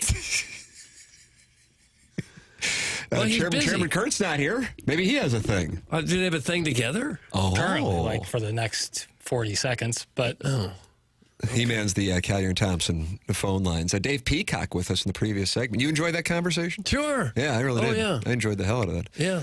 Recommend going back and podcasting if you missed it. Jamie Rivers, Robert Thomas, Jeremy Rutherford with us on the program. And your emails for the Design, Air, Heating, and Cooling email today coming up at 10:45. Jackson, you deep teased this Joey Galloway. And I pick up reads on you when you really like a piece of audio. And this one, and I don't know what it is because I was at the Blues game. I imagine this comes from the College Football Playoff Ranking show. Yeah. And Joey Galloway all worked up. I can't wait to hear what we got here. This is a segment I'm calling When Takes Go Sideways. When Takes Go Sideways, which is different from Who's Grifting. Way different. Yeah, here you go. All right, hit the lever, please, Pale. They can't go any higher. They are behind a one-load team. They have a chance to go on the road and prove what they are. Now, honestly, if we believe in what our metrics are saying, if I'm Indiana, I don't know if I'm playing Rourke against Ohio State. We've seen what happened to Florida State last year, Jordan Travis. What could keep Indiana out of this? Getting their quarterback hurt. We've seen it happen to Florida State last year, having not played anybody. Or losing by 30. If you look at 3, 4, and 5, Texas, Penn State, and Indiana, they literally have played nobody between all three teams. The toughest team in that is Vandy. So a lot of this that we're looking at is eye test. Okay. So he's saying Indiana should not play its starting quarterback against Ohio State for fear he might get hurt. Yes. And by him being injured, they might get left out of the playoffs. Correct. I see. When takes go sideways. Okay. That's when takes go sideways, but that was not a grift. No. That was just a take. I think it's a part of like the conversation of how wild college football discussion has gotten with the 12-team playoff. Like, it's like warring factions. Well, you flat out had Danny Cannell from the clip that we played in the 8 o'clock hour accusing Greg McElroy of being part of an SEC/ESPN conspiracy when he saw Illinois ranked 25th and said, oh, they're just trying to boost Penn State's ranking by putting Illinois in the top 25, and then Missouri pops up at 23, and he didn't say anything. So you're accusing people of being in the bag and going on these shows to help advance agendas for specifically, really, either you're in the Big Ten or you're in the SEC pocket. Take your pick. Joey Galloway wasn't done. He doubled down. He had more. Okay. Now, look, I knew you guys blew it off, but if I'm Indiana, I am protecting my quarterback. You can't do that. Why can you not do that? You can't do it. Why? That's a culture killer. That's a culture. Because what? That's a culture killer. That plus if you go out. Did you hear Reese a second ago say they've lost more games than anybody? They have a chance to get in the playoff, and it looks like they're getting in. The only argument, and we said the same thing last year, Jordan Travis got hurt for Florida State. They didn't get in. If I'm Indiana, say what you want, I'm protecting my quarterback. But if you're Indiana, you can't go out and lose by 30 points. If they don't play him, I am. You can't do that. Hey, look, be serious. Hey, look, because look at me, Reese. You can't do that, George. They're Indiana. They got a chance. They should try to beat Ohio State. I agree. I agree. Win the game. I agree. At some point, Jordan Travis got hurt against North Alabama, and just because Ohio State's good, like, I mean, he's got a chance to get hurt walking down the street. Does. Like, I would protect him now till we get a playoff. That's enough. They said that's enough. How do you look the other players in the eye if you're the coach and said, sorry, the quarterback's not playing because we don't want him to get hurt? One of the more ridiculous things I've ever heard. Yeah. So one big observation from the rankings, which if I were an Indiana fan, or if you would consider yourself in the Big Ten camp, I would take note of. And that is the following, Doug. BYU loses, kind of a bad beat loss, but they had been flirting with death like Miami, to Kansas. And they lose to Kansas at home. And they drop 8 spots. Mm-hmm. 8 spots. In other words, it's like, okay, they gave us a reason. Let's bury them now. Meanwhile, who was the biggest mover in the top 10 this past week? Anybody? Nurse? Army and top 10. Alabama. That's correct. And do you know who Alabama beat this past weekend? Mercer. Thoughts, concerns? We're setting her on up. We're setting her on up. That's the thing about, I love college football. I love college football. As far as when my team is not in it, and that more often than not is the case, I can't get enough of it. However, it's asinine. And it is money driven. And it's like if you want to have a good faith conversation about politics and then you catch yourself and you go, you know what? It's BS. I'm looking at, you get the teams you want in there for the television networks, and BYU in one of them, and Indiana in one of them, unless it's a great story. And so help me, if Indiana loses by 21 points or more, watch what happens to Indiana and their ranking. It's being set up because I'm telling you right now, this is my projection, because there's really only one big game left in the SEC, and that's A&M and Texas, all due respect to the Hail State game this weekend. Tennessee and Indiana are the two that I think are going to be warring factions. Now, Texas A&M could make things interesting if they were to beat Texas at Kyle Field, and I think that is super live to Under happen. the lights. Under the lights at Kyle Field, that'll be quite a scene. But keep an eye on what happens to Indiana and getting into the college football playoff, as opposed to one of take your pick of. I think Georgia's going to be in unless they somehow lose to Georgia Tech. I think Ole Miss is going to be in unless they somehow blow it against Mississippi State. And who do they have to say? Florida. Florida's live. But it's the Tennessee, Texas A&M, Indiana spot. And I'm just telling you, when I see BYU drop that much, I go, oh, boy. Yep. Here we go. And on the other side of it, Alabama. Man, who did Alabama beat to go up 3 spots? Mercer.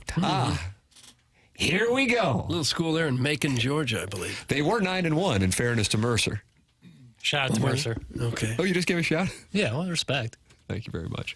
Brian Krupin is the presenting sponsor of this program here on 101 ESPN. Ed Herman in studio with us yesterday. Brown and Krupin is online at brownandkrupin.com, or you can call them at 314-222-2222. It's Brown and Krupin. We've gotten to know them here since about a year and change that they have been the presenting sponsor of TMA, and just really like Ed Herman, Terry Krupin, and Andy Krupin, and enjoy when they come in on Tuesdays and talk it over with us. If you were in a spot where you needed Brown and Krupin services, it's pretty significant. Wouldn't you want somebody who is a local law firm, one that knows how to handle the ins and the outs of your case and the local environment? Well, that's where Brown and Krupin comes into play. They are local. They were founded in St. Louis in 1979. They're 44 years old. Brown and Krupin's a part of our community. They value our community. You're going to get great service and great results with kind, smart, aggressive counsel. That is Brown and Krupin, online at brownandkrupin.com, or call 314-222-2222. It's Brown and Krupin. The choice of a lawyer is an important decision and should not be based solely on advertising. Past results are no guarantee of future results, and every case is different and must be judged on its own accord. It is 1021 in St. Louis. We'll have the Design, Air, Heating, and Cooling email today coming your way at 1045. This is TMA, presented to you by Brown and Krupin on 101 ESPN.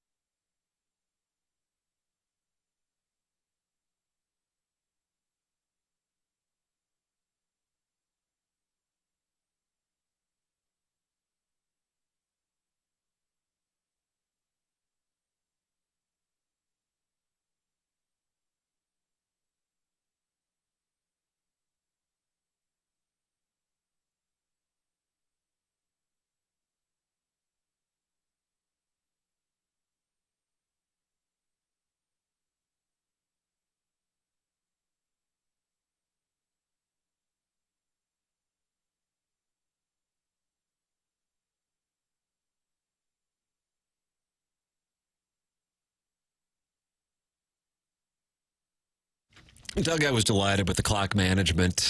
You were. And then we lost it. Yeah, well. It's kind of like had a no-hitter going through 7 and then just gave up like 9 runs in the 8th. Well, what happens sometimes when you have a surprise guest? Yeah, that's what we had with breaking news. Yeah, it felt like breaking news. I would go back and podcast a lot of these segments today.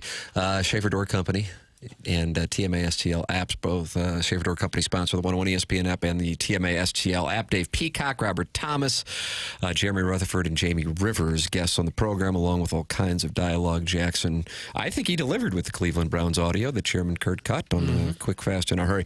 So we have a quick segment here. Apologies for that, but we had a bunch of longer segments earlier, so we got to play catch-up. That's the game. Full transparency. We'll have the Design, Air, Heating, and Cooling email today at 10:45. Send your emails in the morning after at InsideSTL.com. This is TMA, presented by Brown and Krupin on 101 ESPN.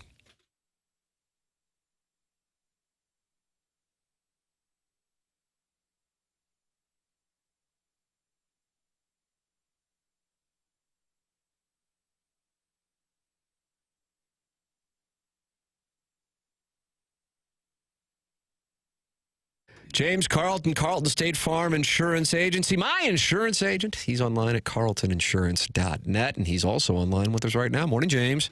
Good morning, Tim. How you doing? I am wonderful, sir, and I appreciated your text when we were having the St. Louis area discussion regarding all of the Chiefs gear in the various stores throughout the area. Yeah, well, we know how much Clark Hunt cares about this side of the state. I mean, it's the Missouri Chiefs, after all. And all this gear that I see in Target and Schnucks and so forth, I think if he just takes a small portion of those proceeds and puts it into Greater St. Louis Inc. or gives them to the alderwoman down there in the St. Louis City area, we can really have some better street lights and fix those potholes and all those things they want to accomplish. So I think Clark Hunt is the ticket. All right, 2 birds, 1 stone there. Things are happening. You can get your Chiefs gear, and then the money goes back into St. Louis. I like this. And then you can go to carltoninsurance.net to save on your home, auto, or life insurance, so you can buy more of that Chiefs gear. I mean, it's just an ecosystem here. So if anybody out there is listening and needs to save money on their auto insurance, their life insurance, their home insurance, carltoninsurance.net, or call or text 314-961-4800.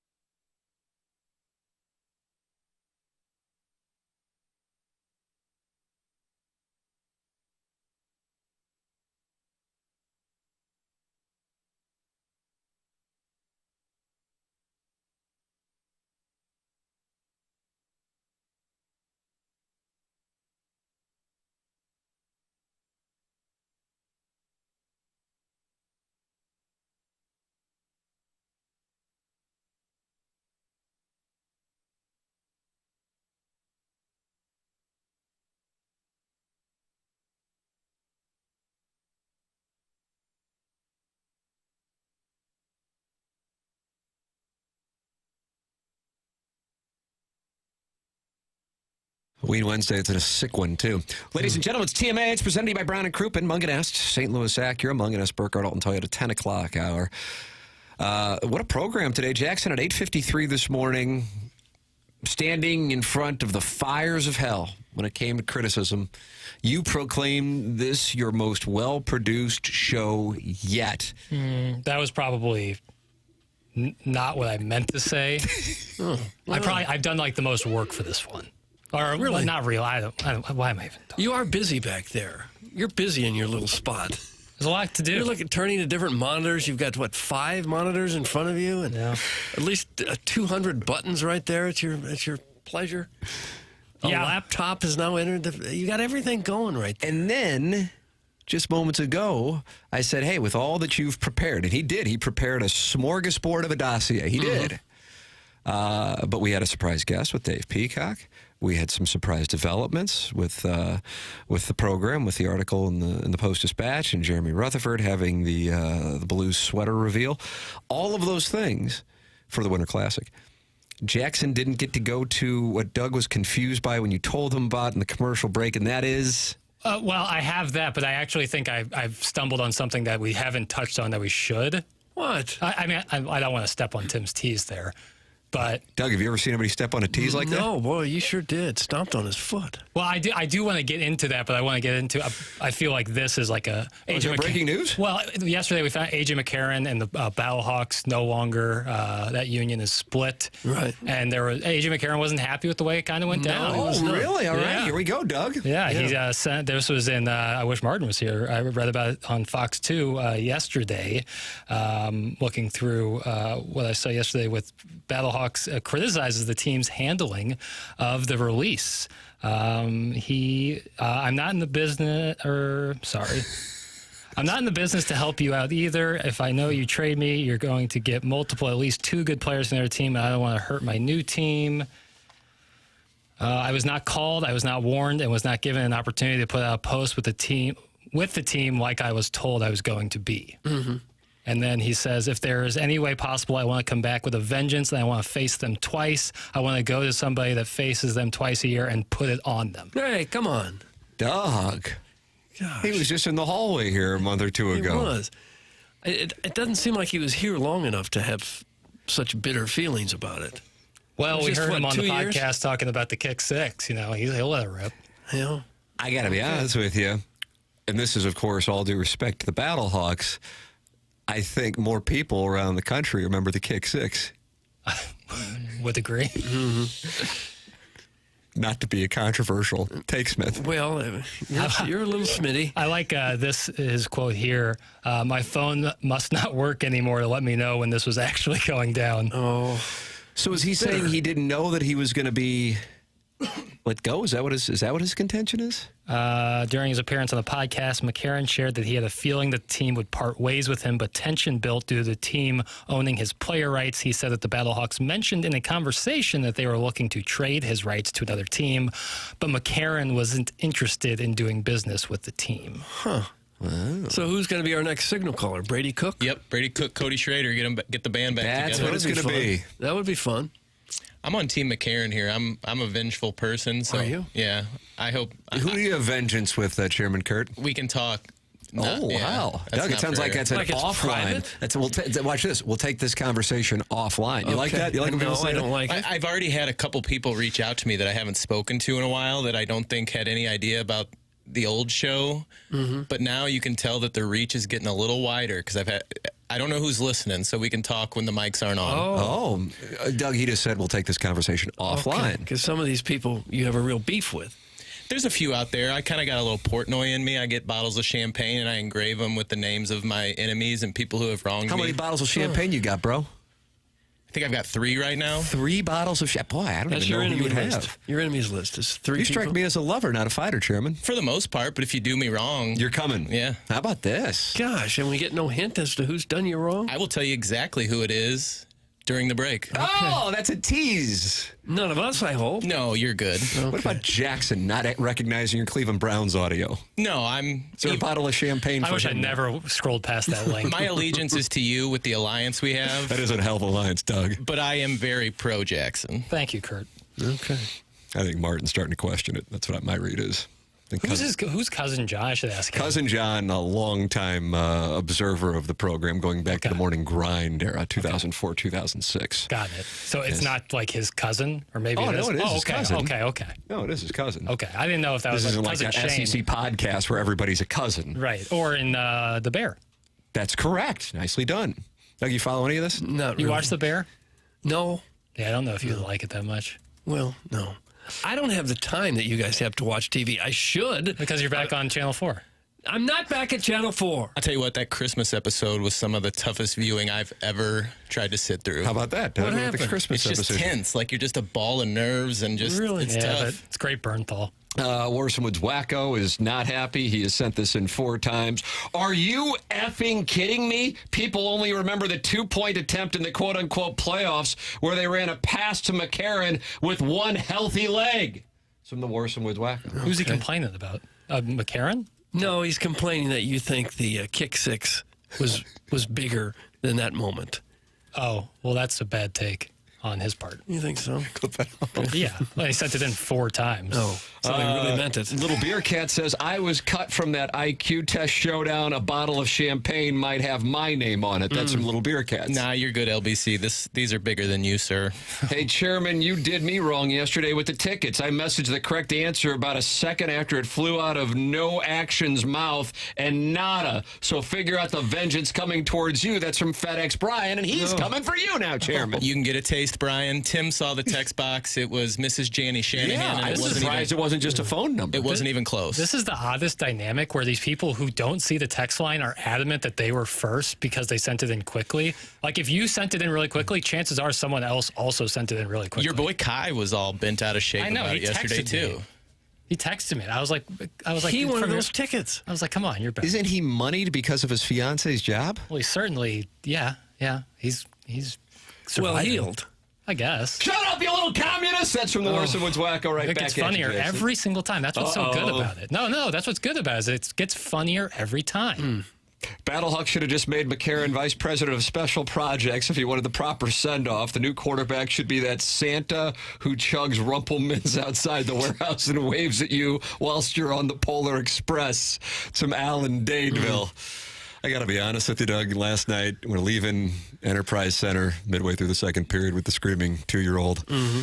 And as I'm heading westbound toward Union Station, I see the signage for the Polar Express, and I know it's on my dossier in the next month. You have to do this. Well, you make it sound like it's something that I have to do. Well, it sounds like it's something you don't want to do. Get to do. Thank you, Jackson. It's magical, is it not? I've never done it. I think you would enjoy the Santa on the burned out building more than anybody. Is the highlight the hot chocolate, or is it? I enjoy the hot chocolate. I only have hot chocolate once a year, and it is on the Polar Express. And I'm sipping it as I look out to the east toward the old man, the old miss, deep river. And then you see the Santa on the burned out building waving to you. That's the best location they could find for him? They couldn't dress something up and make it look like he was coming down a chimney or something? He's in a burned out old warehouse building? You've never been to the North Pole, so maybe that's what the North Pole looks like. Think about that, Doug, because right now you sound like an ass. I haven't asked for thinking the North You're a Pole South Pole guy. might be filled with empty, vacant buildings. Worsonwood's Wacko has a new ally. These 101 listeners are starting to pick up on it. Love that Worsonwood's Wacko. He hits Jackson where it hurts. Well done, WWW. That's from the 314. Okay. Jackson's going to put that guy on a champagne bottle. Send your emails in Design Air Heating and Cooling. Email that in the morning after at InsideSTL.com. This is TMA on 101 ESPN.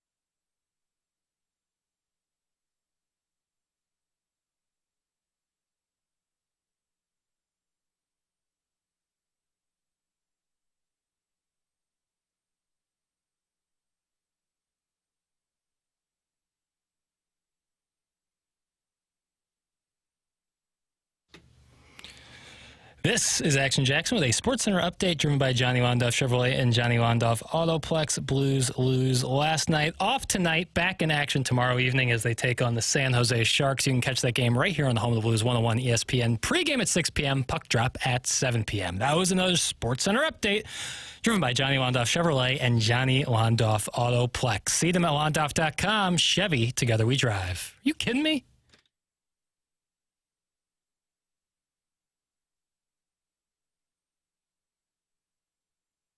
It's the Morning After, 101 ESPN. Show's presented to you by Brown & Krupin, Mug and F, sponsor of our 10 o'clock hour here on TMA. Jackson, I do think you put together a wonderful program today. Thank you. Oh, and he just doffed his cap. He sure did. Well, that was very nice, and Why so did I you like to change doff. hats? You went to a baseball hat. Good question, from your Doug. stocking cap. It's a good Very observant. It's a good question. You might actually be able to sympathize with this as thinner hair. I'm not talking about like thinning, but Doug like doesn't have thinner hair. He's got the thickest hair in the building. when I say like fine hair, like it's not necessarily, it's not thick. Thin follicles. Right. And you wear a skull cap, a beanie, whatever you want to call it. Your hair will not be fixed until you take a shower. Right. You got to shampoo and start all over. Exactly. So when it gets warm in here and I no longer need, I'm going to call it a scully. I no longer need the scully, but I still want to wear a cap, obviously, because my hair looks ridiculous. So I brought it back up. This is my day cap. And you were so cold in the Day cap. studio. So that means you have a nightcap. Nightcaps turn to day caps, turn to night holes. Oh. Nice. Liked it. You don't really need that skull cap because of the cold temperature in here, do you? Not in here, in the great outdoors. How long were you outdoors? You got in your car, you drove here, you walked in the building? Yeah, total about 40 seconds. Oh. Nice. But, you know, I like wearing a skull cap. It's comfy. This guy's a woodsman. Right, I guess. I like it's a comfy hat. All right.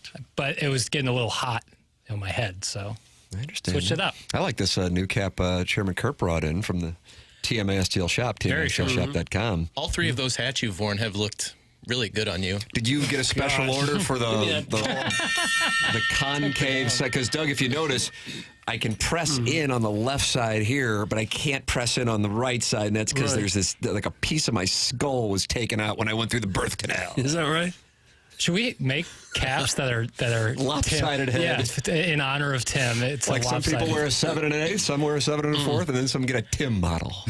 Pirates will stay away from those ones. Yeah, exactly. They don't want to touch that. Yeah, Pirates. That's right. They're dangerous. Yeah, you can get your TMA hoodies and TMA caps at TMASTLshop.com. We'll have the Design Air Heating and Cooling email of the day coming your way. What are the standings here, Jackson? I mean, Doug, we only have 6 more Design Air Heating and Cooling emails of the day for the month of November. You can be the Milagro Tequila Listener of the Month and go to TMASTL.com to sign up.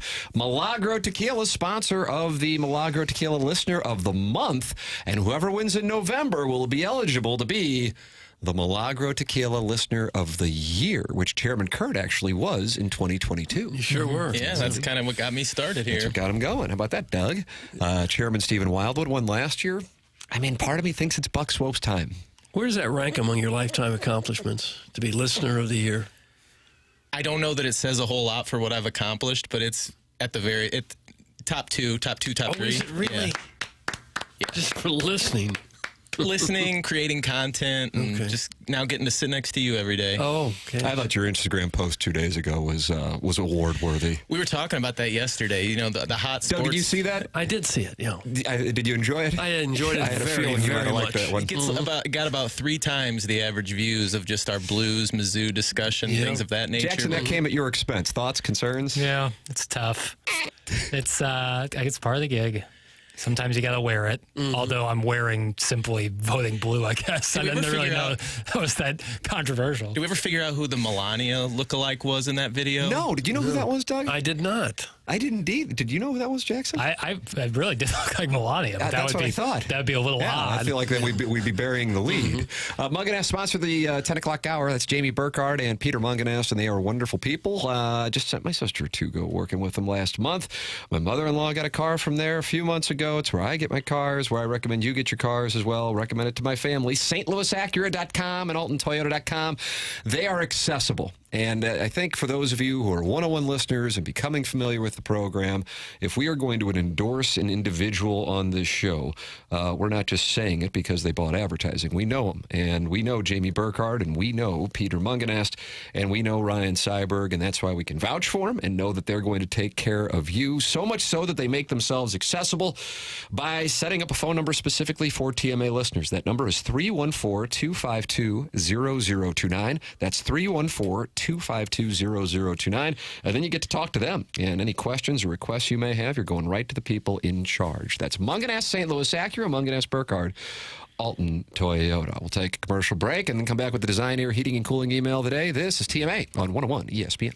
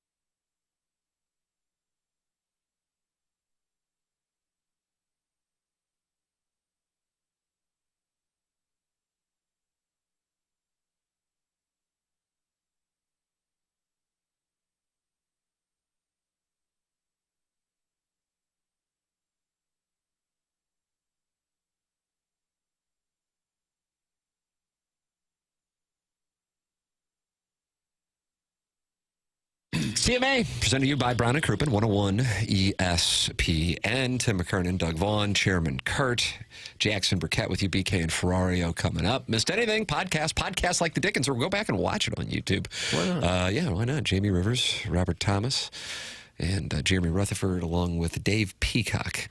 And I enjoyed all the conversations, for that matter. I don't know if I can get some odds on Jim Montgomery. If anybody wants to give them out. And I let you buy out of bets. I let Jackson buy out of the bet. I'd like to think I'm fair. Glad I did, too. Well, I'm glad, hey, you put that out there. I had a fiduciary responsibility to my family if you're handing out money. BYU folded like a cheap tent. against your nemesis, Rock Chalk. I know. It's even, boy, adding insult to injury.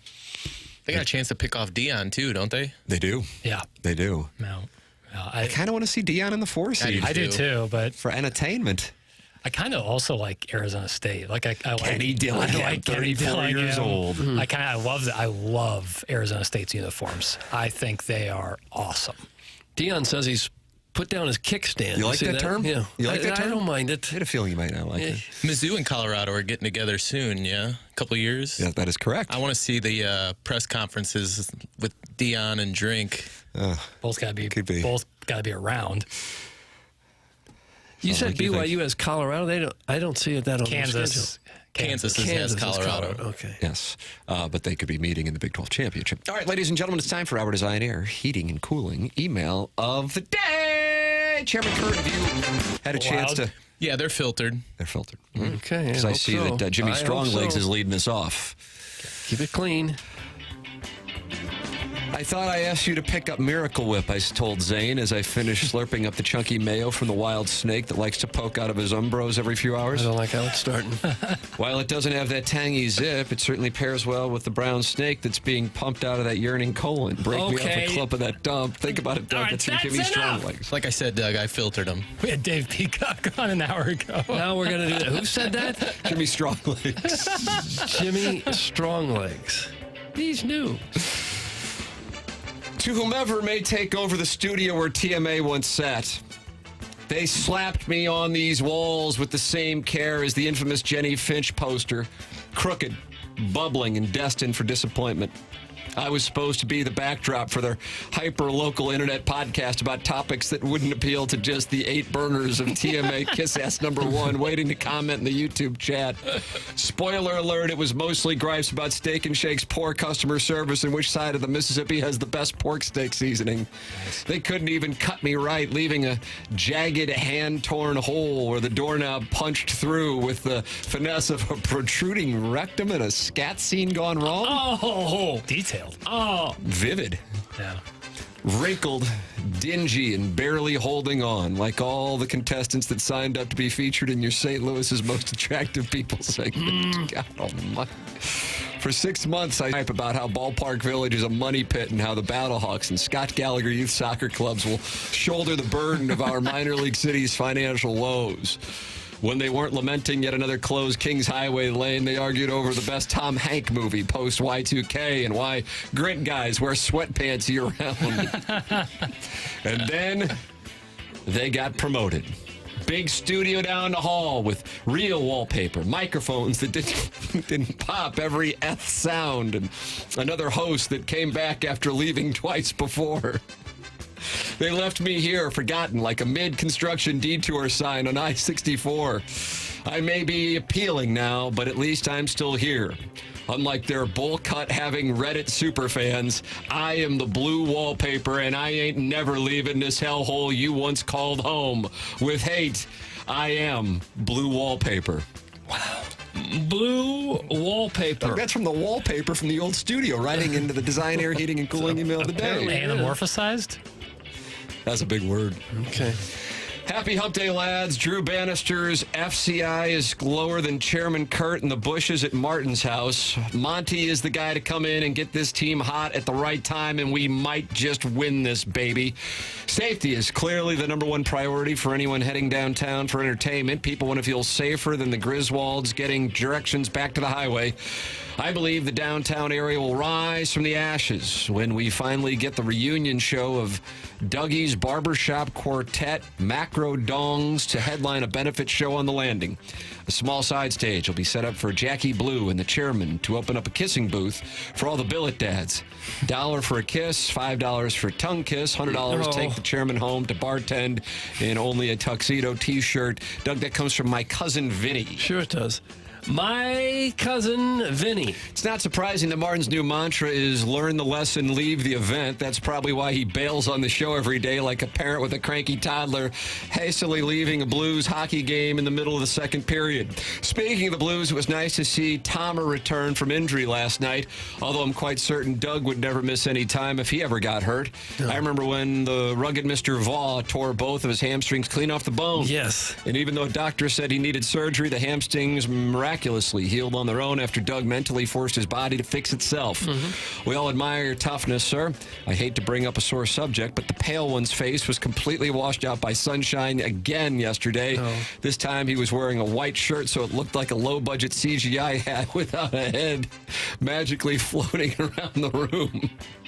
The problem is only going to get worse as the White Walker becomes more translucent this winter. TMA needs to secure a tanning salon as a sponsor ASAP before we can see completely through Casper's skin. Perhaps Megan Green could use some Ram settlement money to help you guys purchase curtains so he doesn't have to stare directly into the sun anymore. Doug, that's the JV golf coach. Wow. JV golf coach. And finally, Sadie Hawkins, Doug. The Blues welcomed Robert Thomas back to the ice last night, but it wasn't enough to keep Tim's 2-year-old entertained as his family had to bail in the second period of the Blues' 4-2 loss to the Wild. Danny Cannell and his coked-up podcast co-host are banty about ball-bound Mizzou being ranked 23rd in the college football playoff rankings. They're banty in Cleveland about the Browns sitch, but Libby Jack forgot to cut the audio. But I think the lead is at the Harvard-educated, know-it-all ball writer who defended his take that the 83-win 2006 Cardinals were not a good team all the way through the World Series parade. Apparently has trolled the baseball world by giving Ali Marmol a third-place vote for NL Manager of the Year, despite the Cardinals finishing well out of wild card contention after winning. That's right. 83 games. Boy, Buck Swope with the irony.